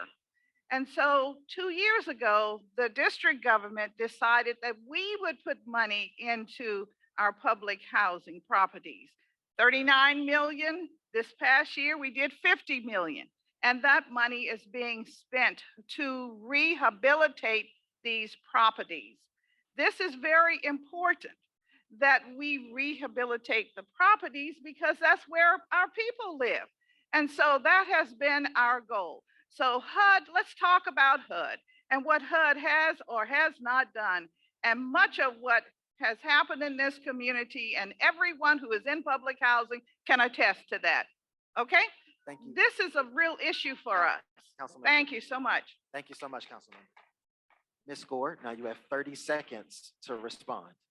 So I did not work for HUD, Councilmember Bonds. I worked for HUD Office of Inspector General, which has the federal oversight of HUD and public housing authorities across the country. Yes, public housing is a federal program, but it is given to the local authorities to administer, and it has been administered poorly. Thank you, Ms. Gore. Ms. Jenkins, you have, I don't have any questions. okay, thank you. Mr. Fleming, one question for another candidate. I don't really like asking questions of the opponent, but you know, why not? We have a rent control bill that was introduced at the council. And then Councilmember Bonds is the chair of the housing committee. And what the rent control bill simply does is currently no building that was built after 1975 is under rent control in DC. And no building that has more than 5 units is under rent control. If we change that rule to make it where buildings, right now, the law that we introduced says that any building that's more than 15 years old gets to be in rent control. And that changes the number also from 5 units to 4 units. And what that will do will bring in 13,000 units under rent control. Currently, there's only 70,000 units under rent control. So instantly, if we pass this bill, we'll have a 20% increase in the number of units that are under rent control. Councilmember Bonds had the opportunity to pass this bill. We introduced it and sent it to the committee, and she ensured that the members that introduced it were kicked out of the council. Yes or no question. Councilmember Bonds, will you pass the rent control bill in this council session? Yes or no? Mr. Fleming, you know I can't give you a yes or no because that's Because you not. can't answer the that's question. Mr. not- Fleming, She hasn't worked Mr. hard. Fleming, She doesn't deserve to be Mr. in this Fleming, we position will moving cut forward your because mic, it's a- sir. It's a simple question. Mr. Fleming, let we me will cut just your say, mic. let me Yes or just no? say to the good Can you hold it to people yes or of no? I'm sorry, Ward. Councilmember Bonds, No, hold no, on one no. second. Let me, I have to Okay, restore order. All right, please. Mr. Fleming, we will cut your mic. You will not be asked any further questions. Please respect the rules and your other candidates. Councilmember Bonds, would you like to respond to the question, please? I sure would.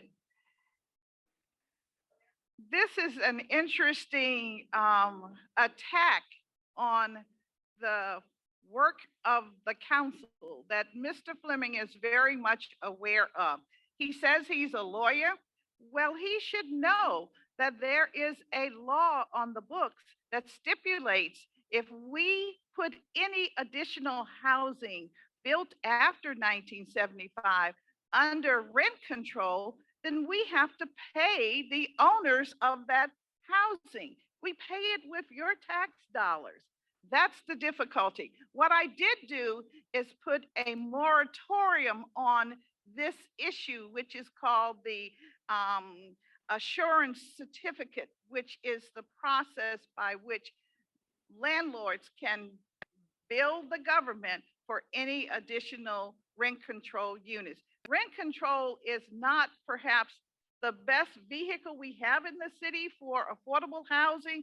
It is, however, one of the processes that we use, but we have many additional programs in play now, and we should focus on those programs. Thank you, council member. I should be All able to right, respond. Mr. She Fleming, mentioned me. Mr. Fleming, let the moderators moderate, please. You have 30 seconds to respond. So you guys ever heard of this thing where everyone hates Congress, but everyone loves their Congress member? Well, everyone hates what's being done at the council, but everyone gives these council members a free pass every election cycle. They come in here, they give their excuse, whatever they think. But I've been working at the council for the past 4 years, and I've seen how people at the council put profit over people. They put developers over affordable housing. And then they get here and they smile in our faces and Fleming, I would like to remind everyone that there are multiple candidates on the stage. You can ask questions of more than just candidate Bonds or Councilmember Bonds. Next person for questions is Mr. Williams. And I have questions. You all have published position for questioning. I do not have any questions. I do not have any questions. Thank Mr. you. Lane. Mr. Lane. I promise when I started that I would run a campaign of integrity. I may disagree with many of my colleagues up here on certain issues, but I would not disrespect them. And I think it was disrespectful. And I'm gonna tell you, look, not only do I have respect for my sister, even though I may disagree with some things, she's still my sister. And she's still a Black woman. So now I'm gonna ask a question to Nate. And the question is, why is it that you don't show up for your own community meetings? In Deanwood, at the Deanwood Civic Association, at Ward 7C meetings, you are persona non grata. And you're gonna sit here and talk about what you've done. Let me ask you the second question. I'm sorry. You've been at the council and you're talking about year-round employment for young people. Why didn't you propose that when you were at the council? You had the ear of the council member, and you could have suggested that. Mr. Lane, You did not do Mr. that. Lane. I'm sorry. I'm gonna protect. I understand, Mr. Lane, but let the moderators do their job, sir. Can we hold hands? Can we hold hands? Mr. Fleming? He has 1 minute. Do I have time? Can I respond? Mr. Lane, please, the rules apply to everyone. So if I disrespected anyone on this panel, I apologize for that. I don't view it disrespect asking the hard questions. I think it's disrespectful that we have so many residents that don't have the things that they need in the city, that don't have the affordable housing they need. And it's important to me. And I don't want to disrespect Councilmember Bonds. I think she's had a long record of service to our city. She's been serving our communities for years. And I've made every instance not to critique the things that she's done. There's a lot to be critiqued, but I don't think that we should focus our energies there. But we do have to pass the baton to a new generation of leadership. As it relates to what Ambrose is saying, come on, stop the foolishness. I've been doing a lot of work in Ward 7. I'm directly responsible for the Ward 7 Ward 8 Dreams Grants program, directly responsible for the Ward 7 Ward 8 restaurant bill, helped to bring Bard Early College High School here to Ward 7. When the United Medical Center was underfunded, I was the staffer responsible putting in the funds. When the schools were underfunded in Ward 7, I was the staffer responsible for putting in the funds. So I've been working, and as the shadow representative of Congress, all you have to do is go to these community meetings and these chicken dinners. So I'm in the community. I don't appreciate that. Mr. Fleming? Okay, so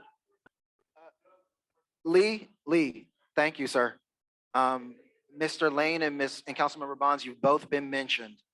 We'll allow Mr. Lane to respond for 30 seconds, and then we'll allow Councilmember Bonds to respond for 30 seconds. if she would like to. Obviously, Nate has no idea how many community meetings I go to. Nate has no idea how many community leaders I talk to. I'm sorry, Mr. Lane, hold on. I'm gonna pause your calendar. Oh, do I get my 30 seconds? Yes, sir. I'll reset you. Obviously, Nate has no idea how many community meetings I go to in Ward 7, not just around the city, in Ward 7. Excuse me, Nate it's has 10 no minutes. idea the community leaders that I interact with. I just talked to the chair of 7C this past Saturday. I just talked to the former Deanwood Civic Association president this past Saturday. And I asked them about your work in Deanwood. And they told me they can't find you. So I don't know what it is you're talking about in this dream stuff, and that's fine that you did that work. I'm proud that you did that work, but it hasn't translated into the work that the Mr. Lane. community leadership and residents Mr. Lane, see I and have to stop you, recognize sir. as Mr. for Lane. them. Thank you, Mr. Lane. thank you, thank you. Councilmember Bonds, would you like to respond? I don't have a response. Thank you. Thank you, Councilmember. I was directly mentioned. 30 seconds. Come on now. This doesn't make any sense. If you guys want to vote for the candidate that's gone to the most community meetings, vote for the candidate that's gone to the most community meetings. But guess what? That would be me still, because I've been DC's shadow representative since 2010, working at the Ward 7 Democrats, the Lorraine Litnock Dinner, the El Petito Coat Drive. I go to the ANC meetings. I just don't think we should play gotcha here. And this debate, let's keep it where it should be, focusing on the issues, not focusing on the candidates. Let's not attack candidates that are in strong positions, because we see what's going on here. Thank you, sir. Thank you, sir. Councilmember Bonds, you signaled you would like to respond to that. Yes, thank you very much. I could not let the moment escape us. I appreciate all of what Mr. Fleming is saying about his record of attendance at meetings. But let me just tell you, when we were busy in this city doing the Home Rule Act, I began there. So you can imagine how many years of meetings. So let's not put one meeting record against the other, because that's not fair to the people who are here. They want to hear more about the issues. So let's get on with it. No. Thank you, Councilmember. Yeah, no, you're done. Councilmember no, Bonds that's has enough. gone to No, more thank meetings you. than me. I do Mr. agree. Fleming, She's been to more Mr. meetings. Fleming. Mr. Thomas, please. Thank you again. I'm Bradley Thomas, and I'm running to help restore a sense of hope to the city and some positivity. So I want to bring something a little positive to this forum. I want to ask my question of Dexter Williams. Mr. Williams, I'm a firm believer that people don't care how much you know until they know how much you care. Now, I understand that your mother is a retired DCPS school teacher, which as a spouse of a retired teacher, I appreciate and applaud. And that your father is a retired MPD officer, which as a person who's worked in criminal justice for a long time, I applaud also. So my question is, what is the most important lesson, or what are the most important lessons that you learned from your parents about caring, not just for our children, but for all of our people? What are the lessons that you've learned? Thank you, Mr. Thomas. I appreciate the question. And the most important lesson I learned from my parents is working hard, caring for people. That's what I grew up. My parents, they divorced several years ago. So my mother was a single mom. She raised me. I visited my dad on the weekends.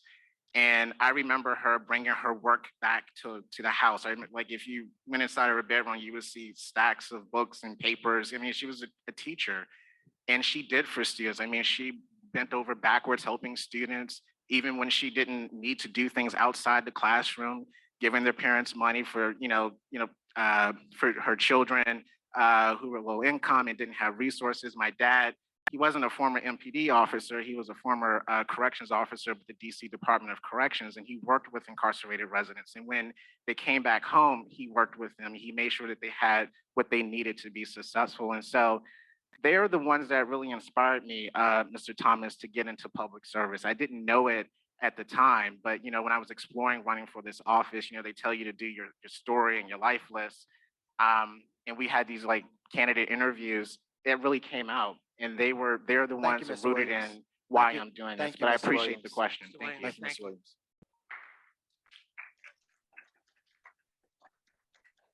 Ms. Crawford. Let me say this. I'm a product of what can happen to young people when the government works for the people. I'm a product. 20 years ago, Sasha Bruce was a program that I participated in Rites of Passage and was able to matriculate into womanhood. These are not programs that do not exist, Councilmember Bonds, Mr. Fleming. These are programs that are in existence that need funding to help build the young people they're already serving. I organize hundreds of coalition youth providers. I would like to Councilmember, my question to Councilmember Bond, would she be willing to meet with these organizations, to meet with our youth-led programs, to look at the funding that's needed and appropriate the dollars accordingly, since she's saying that we are not doing this work? So, Ms. Crawford Yes. mentioned both, she asked the question of Ms. Bonds, but she also mentioned Mr. Fleming. Councilmember Bonds, you'll have a minute to respond. Mr. Fleming, you'll have 30 seconds. My answer for Ms. Crawford's question is yes, definitely. And you're not in the Wilson Building in the offices, but believe it or not, many of the organizations visit and meet with us at the council. Additionally, we go out to very over the years. So if the question, am I interested in making sure that they have the funding? You better believe it. And that was the point that I was making earlier when I was speaking about how we need to put our attention on our young people. The young people are our future. They are our present. And we have to put attention on our young people and the family unit. So of course, yes, that is my answer. Thank you. I didn't get my actual question All right, though. Ms. Crawford. Sure. Mr. Fleming is up next. He's got 30 seconds.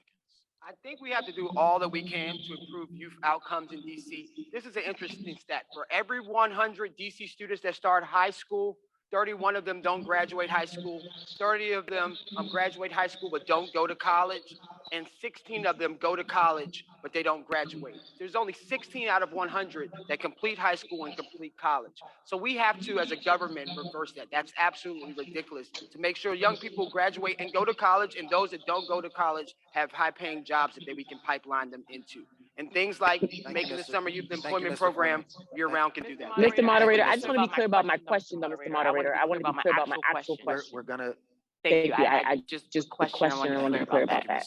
Ms. Crawford, you have 30 seconds to clarify your question. Thank you so much, Mr. Moderator, and thank you all for the answers. My question is that it is not a shortage of year-round program, it is the lack of funding and the removal of the programs that actually work. And much of that happened under Councilmember Bonds' leadership. And I want to know, what are we going to do to center the funding for those programs, for the organizations, to elevate our young people and families? Councilmember Bonds, I know it's a complicated question, but okay. Great, so. Thank you, Councilmember. We're now going to go with the last question before you go to closing statements. And we'd like to know what your feelings are about what should happen to RFK. Should it be the new home of the Commodores, I think? Commanders. I'm not a football fan, so excuse it. Commanders. And what should we do about the current owner, Dan Snyder, and public financing for a future possible stadium for the Washington football team? Go ahead. Thank you so much, Mr. Moderator. You know, I got this question several times, and my question becomes to the commanders of how many Washingtonians are currently employed, currently economically empowered through the commanders, and I think that information really is going to entail a much larger conversation. But if it came down to whether or not I would displace residents and not ensure the investments into adequate housing, and I think that's going that if I would fund basically write Dan Snyder a check to open shop in the District of Columbia, I would have to go with affordable housing. We do know that we have vacant buildings that need to become vibrant. We do know that we have community investments that are not being made in other areas of the District of Columbia. But if it's humanity over entertainment, we have to go with humanity, and we need to see what Dan's investments are in the District of Columbia residents currently. Thank you, Ms. Crawford. Mr. Thomas? Thank you, Bradley Thomas again. First of all, I think the question is probably moot because it looks like the Commanders are moving to Virginia. But that having been said, you know, Mr. Snyder is a billionaire. He's part of a billionaires club, the NFL owners. And I think that if they're going to build a stadium in the District of Columbia, we need to be in a negotiating position where we are getting substantial support from that organization, from the NFL and from the Washington Commanders, not the other way around. So yes, I am not in favor of displacing people from their homes to build a stadium, but if they're going to build a stadium, then pay, and pay big time, so that we have something that we get out of the deal. Thank you, Mr. Thomas.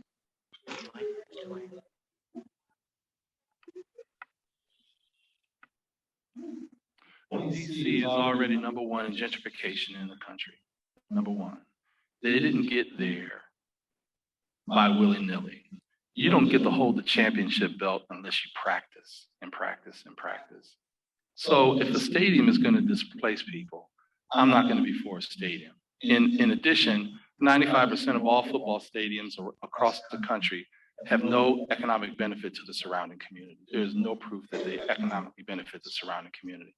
And unless they sign a CBA, a community benefits agreement, that guarantees where some of those tax dollars are going to go to the benefit of the surrounding community, I would not be in favor of a stadium built in DC.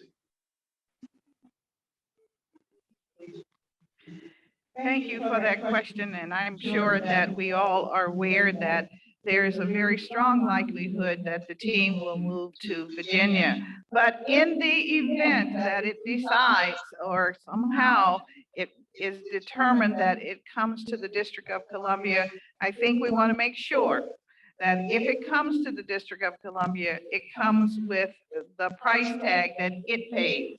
That is, the team will have to pay for any such facility. But when we talk about this issue, we're really also talking about what are the priorities in the city. And I think the priorities in the city are the people of the city. I'd like to see us spend more time and energy and effort and dollars towards rehabilitating our aging housing. There is a sector of housing called naturally affordable housing, and we just have not given attention to that. Many of our working poor, many of our trade unionists live on this property, and we want to make sure that we upgrade that property. Thank you for your question. I agree with Mr. Thomas's point. This is probably moot, but I agree with both Ambrose and Bradley. You know, I think for that site, we need to reimagine it. We need housing, we need healthcare, we need education. I think that there are a number of things that we can do with the site. And if we have to have a stadium, we want to make sure that the community benefits and that no one is displaced. Displacement is, I'm very sensitive to that. I grew up in this city. I've seen a lot of my friends who I grew up with, they are no longer here because they can't afford to stay here. So we need to do everything that we can to stop that and make sure that everyone has an opportunity to thrive in this city. I think that the RFK site presents a lot of opportunity for us. It's the gateway into Ward 7. And I believe that it can be used in a lot of ways to create an innovation and opportunity hub. We need to do deeply affordable housing on the site. We need to create opportunities for this to be the engine of our economic opportunity. By creating more incubators, by having employer-led job training on the site, by having higher education, UDC on the site. We also need to create an opportunity for people that work for the DC government, our teachers, our firefighters, our police to live and work and play in our communities. It's such a big site. We can reimagine it and do a very lot of creative things there. But what we can't do is put profit over people. We've been selling sites like this for $1 to developers, and they have not given us what we need in return. So we cannot do that at RFK under this leadership. Thank you. So I'm sure that most of you have heard my heart by this point, and it's very much people-centered and people-focused. I would say that, you know, I can imagine the space to be a green space or commercial or deeply affordable housing or trading or creating jobs and all the things it's so desperately needing. But I wouldn't project any of that without listening to people. I don't think I've heard that. I believe in people-centered conversations. I believe in bringing people closer to policy. And before I project all of my ideas, because trust me, I have a lot of them. I have the global experience. I've implemented programs here, and I live in the ward. We don't have a grocery store. We don't have a lot of affordable housing. We don't have a lot of programs to teach trades to get people jobs. And I would love to see all of that. But I would start by listening, then acting, and making sure whatever happens is people-centered and profitable to communities and empowering people to equity. Thank you. Yes. So I definitely favor green space and growing up as I grew up in every kind of sports that I could play, I would love to see that site used for kids and youth, particularly sports clubs. We absolutely need affordable housing. This area of the city needs, just as Laniqua Dominique mentioned, a lot of great things. I would caution and be very cautious really about building anything in this city until we have a firm anti-displacement plan. I would love to see anti-displacement legislation so that we're taking into consideration building, modernizing in a way that doesn't harm communities of color, specifically Black Washingtonians. So that's my answer to that, but definitely prior to anything being built, anti-displacement measures being in place. Thank you. We will now go to closing statements. If you'll tell us whatever you want to say about why you should be the next council member, and you have 3 minutes, and we will begin with Ms. Jenkins. Before you begin, I'm sorry, Bill. Please make sure you have your cameras on. Your closing statement, we want to make sure people are able to see you as you're speaking. So please make sure you have your cameras on for your closing statements. Anybody not have their camera on? Okay. Are you ready, Ms. Jenkins? 1 second, please.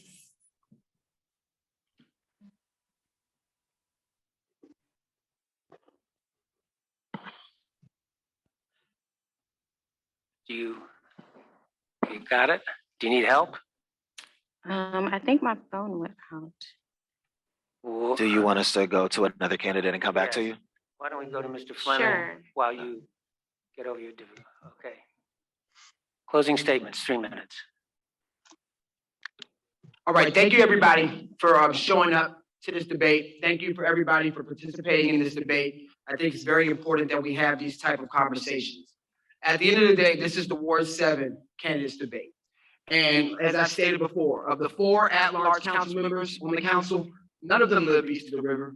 And we all know that the problems of our city, whether that's public safety, whether that's the lack of affordable housing, whether that's educational inequity, we know those problems are more potent on this side of the river than the other side of town. So why don't we have leadership that's specifically focused on our communities, on underserved communities, on marginalized communities? That's why I decided to get in this race, that we can have the type of representation that we deserve on this side of town. I'm very proud of our record. I'm disappointed in some of the attacks today. And I'll say, I'll reference Theodore Roosevelt. It's the man in the arena. I'm there at the council. I've been in our communities for the past 10, 12 years doing the work, and I've gotten results. The Ward 7 Ward 8 Dream Grants program, everyone can look that up right now because it's currently available. And you can get a grant up to $7,500 for your business because I helped to create that program. I helped to bring Bard Early College High School here to Ward 7. It's the only specialty high school here east of the river. We have one language immersion program here in Ward 7 at Houston Elementary. That's the type of innovation that we need. When there were 30 schools east of the river that were underfunded in 2020, I helped to lead the fight to get those schools funded. So at the end of the day, elections aren't really about the past, they're about the future. So what are we going to do moving forward? We're at a historic moment in the history of the District of Columbia, coming out of this pandemic, coming out of this moment of racial justice. And we've had inequities before the pandemic. Too many Washingtonians being displaced. We have the highest level of Black displacement in the entire country.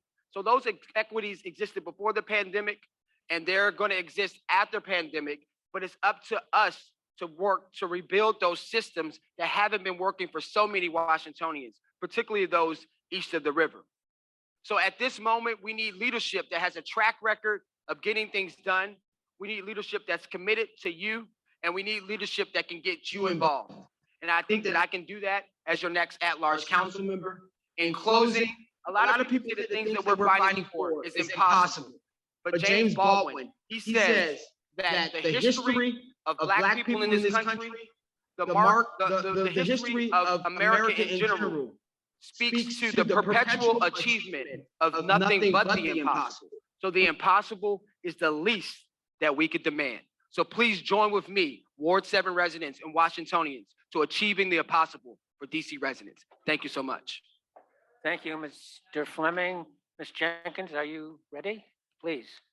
So my name is Laniqua Dominique Jenkins. Laniqua Dominique is one first name, just repeating it for folks that may be joining online. I was incredibly excited to be here and present my ideas. I hope you guys are curious about my platform and things that I would like to start in the district. But most importantly, I live in Ward 7. I'm a neighbor. I care about the neighborhoods. I've been doing work in Ward 7 for a long time. I've given sworn testimony for the Right to Read Act. As a children's book author, that's something that's very important to me. Right now, DC is ranked as 47 in the nation in terms of its literacy rate. That's something that I want to work to change. I helped get a full service library in the Deanwood community, which is the oldest historically Black community here in Ward 7 where I live. And also, I'm a preschool teacher at the second language submersion school east of the river, down the street, teaching preschoolers Spanish as a second language.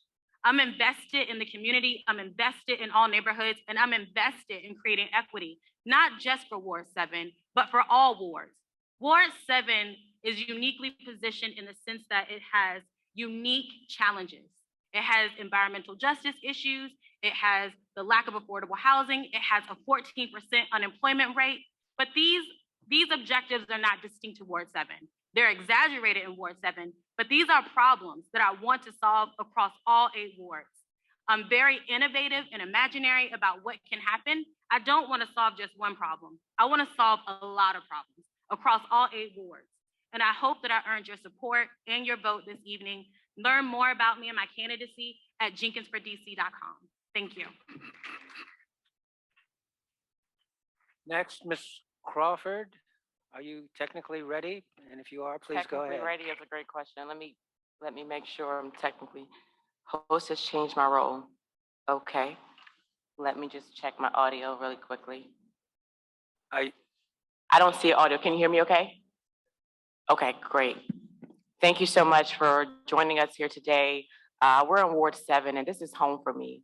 You know, I grew up on 54th Street in a food desert where there's still a food desert to this day. Not enough nutrition food. The school behind my house was Shad Elementary School, and it was out of boundaries for us to attend. So I had to go up the street and around the corner through unsafe territories, drug high crime rates to go to C.W. Harris, where we attended the Greater Good Samaritan Baptist Church over here. I understand all 4 corners of our city where my uncle was a businessman and serviceman in Petworth community. And so as I said before, this is not about a campaign for me. This is about us understanding that we're at war and we need generals to help prepare us for war times. And I'm the only candidate here that's done that for our safety in our homes, for our safety in our community, our safety in education, our safety in our finances, our safety in our taxes, our safety for those who are growing and disabled, our safety for firearms, our safety for public health, our safety for our environment, our safety for digital and cyber security as our world now has gone global. And so I'm happy to rise to the occasion to ensure that we have the safety in every area of our lives. Thank you so much, and I'm happy to be here, Ward 7. Okay, thank you very much. Mr. Williams, you're next. Thank you. Thank you to everyone for coming to today's debate. And I just want to give a shout out to the Ward 7 Democrats for hosting this. I know it's not easy. Thank you. It is hard work. I used to be an executive committee member, and I can tell you it's not easy. So kudos to everyone. For those of you, I just want to remind you, my name is Dexter Williams. I'm a native Washingtonian. I'm born and raised in Ward 7. My mom's a retired DC public schools teacher. My dad's a retired corrections officer with the DC Department of Corrections. And the reason why I got into this race is because I'm really tired, just like you, Every election season, after every election season, candidates and incumbents say the same thing. And then 2, 3 years later, nothing changes. And then you come back for another election, we're talking about the same crap. So some of the issues that I'm focused are on education, public safety, and housing. With public safety, I mean, just today, earlier, one of my friends and neighbors was robbed at gunpoint at Penn Branch at the subway. We have to do something about that. We have to be serious and intentional in investing in root causes if we are really going to solve this high crime issue. With education, my mom is a retired DC public schools teacher. I know all about the issues in DCPS, not because I read it in the Washington Post or read some academic article, but because my mom brought the classroom to our house.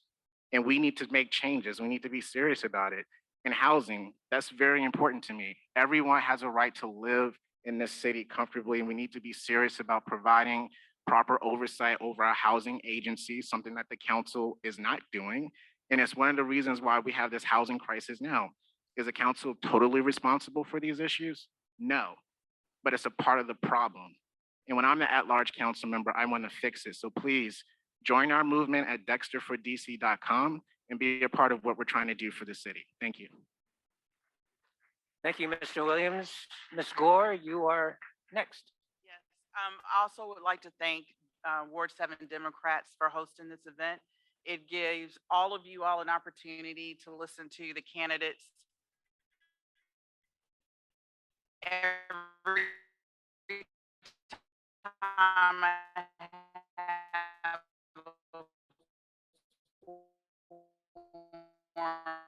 or have been on a forum with the candidates also have to, in this, and I can see involved in the oversight of housing programs. I've worked with grantees, sub-grantees, so agencies throughout all areas of the city, doing just that, trying to build their programs, making sure they have the right capacity. And yes, the federal government does play a part, but when we get the money, we own the problem, and we have to come up with the solutions. So sometimes that takes creative leadership. Sometimes that takes new leadership. One of the things in my platform that I'm calling for is investment in community land trusts. We do have about $2 million investment in Douglas Community Land Trust. I believe we can invest more. That's a program that actually builds equity in a housing model, not displacement. I'm also calling, as I mentioned in the beginning, for an investment in the front end of our children with empowering them through a vocational education program that makes sure that they not only know and learn trades, that they can get income while they're learning, and that they come out owning businesses and build their future. I also talked about anti-displacement legislation. We continue to build here, and I do agree, we a lot of times put dollars over people. We have to protect ourselves in this process, and that's one way to do it. Let's put that in legislation and make sure that we protect our people. So please go on my website to learn more about my platform. It's gorefordc.com. And I look forward to earning your vote and also your respect. Thank you. Thank you. Bradley Thomas, please. Yes, thank you. This is Bradley Thomas again. I want to thank the Ward 7 Democrats for putting on this forum. I also want to thank all of you who've taken time out of your day, a Saturday, 3 to 6 hours to sit here and listen. It shows your commitment to this city. You know, as I conclude, I'm thinking about my father, Ashton Thomas. He was the first African-American to work as a supervisor at the White House mailroom. I didn't understand how significant that was, but his story was very similar to that of the butler, the character portrayed by Forrest Whitaker in the movie of the same name.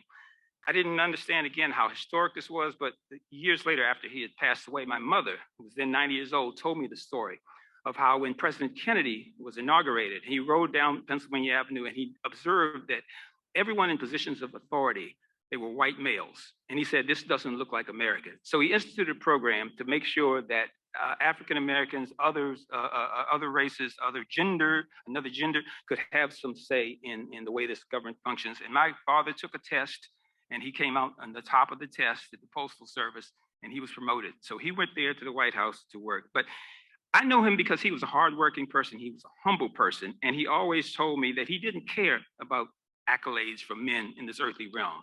He wanted to serve God and do what was right. And he told me that service is the rent that we pay for our space in this life. So I'll close with these words. if I can help somebody as I pass along, if I can cheer somebody with a word or song, if I can show somebody how they're traveling wrong, then my living shall not be in vain.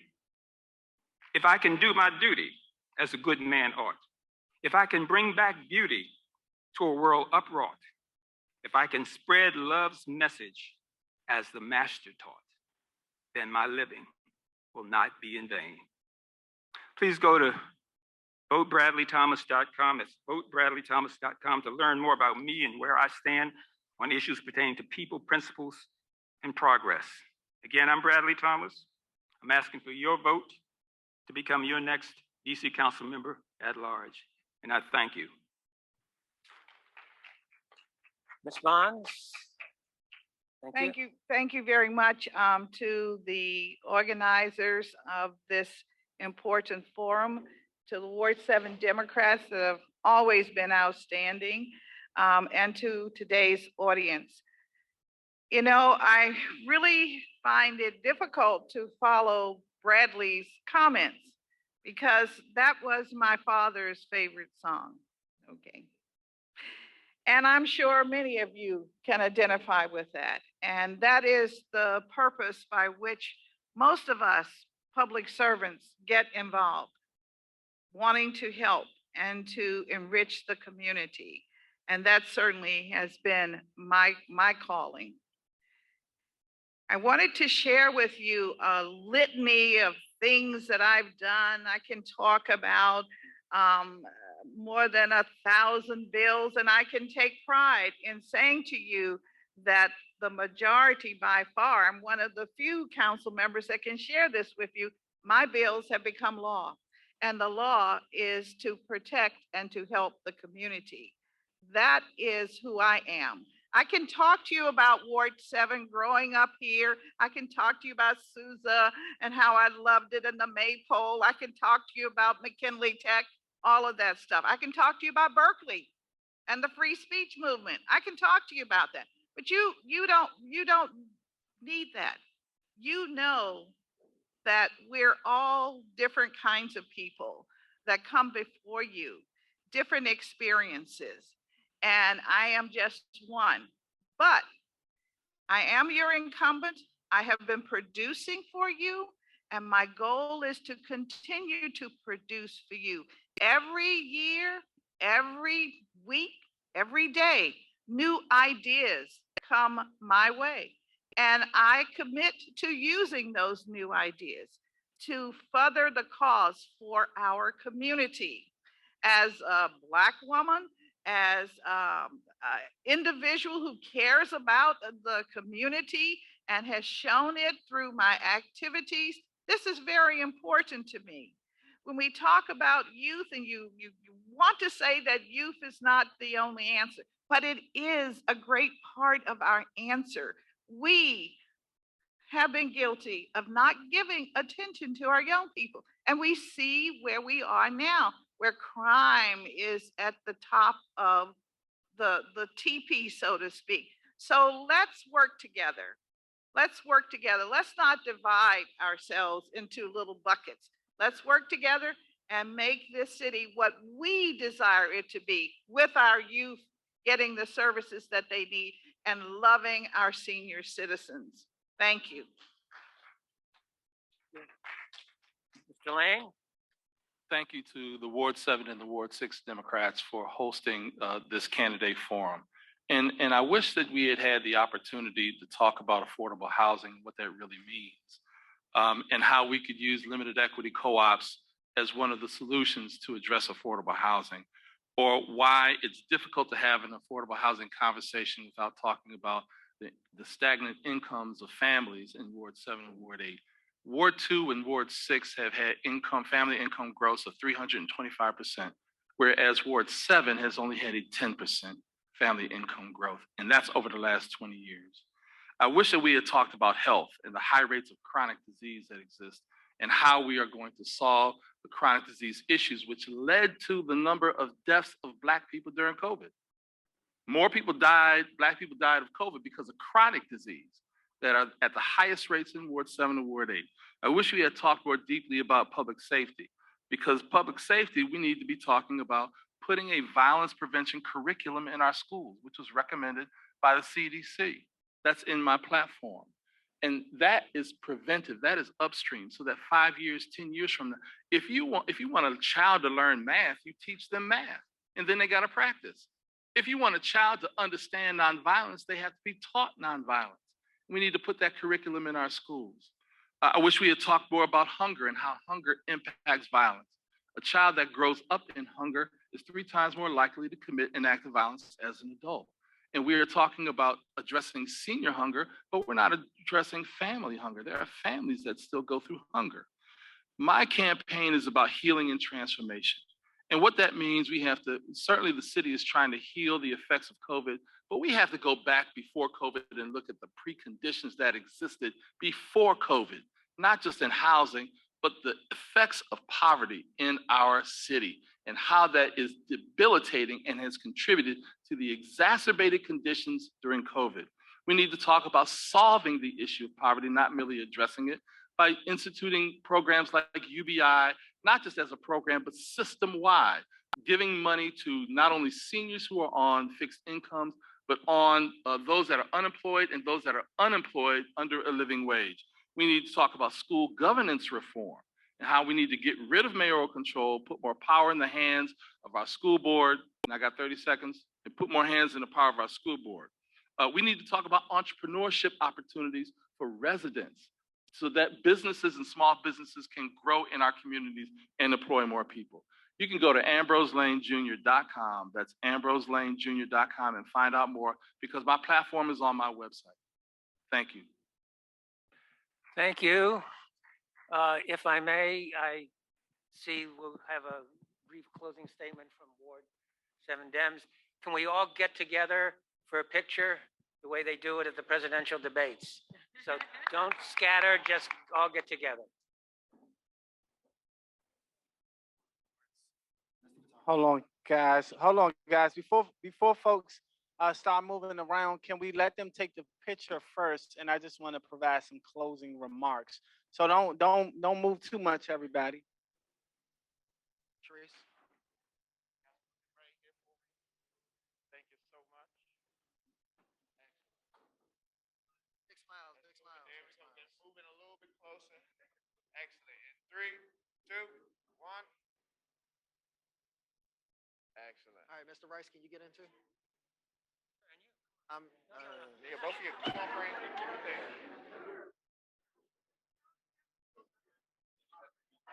Excellent. Here we go. In 3. Actually, duck down a little bit more. There you go. In 3, 2. Excellent. Bingo. You're good to go.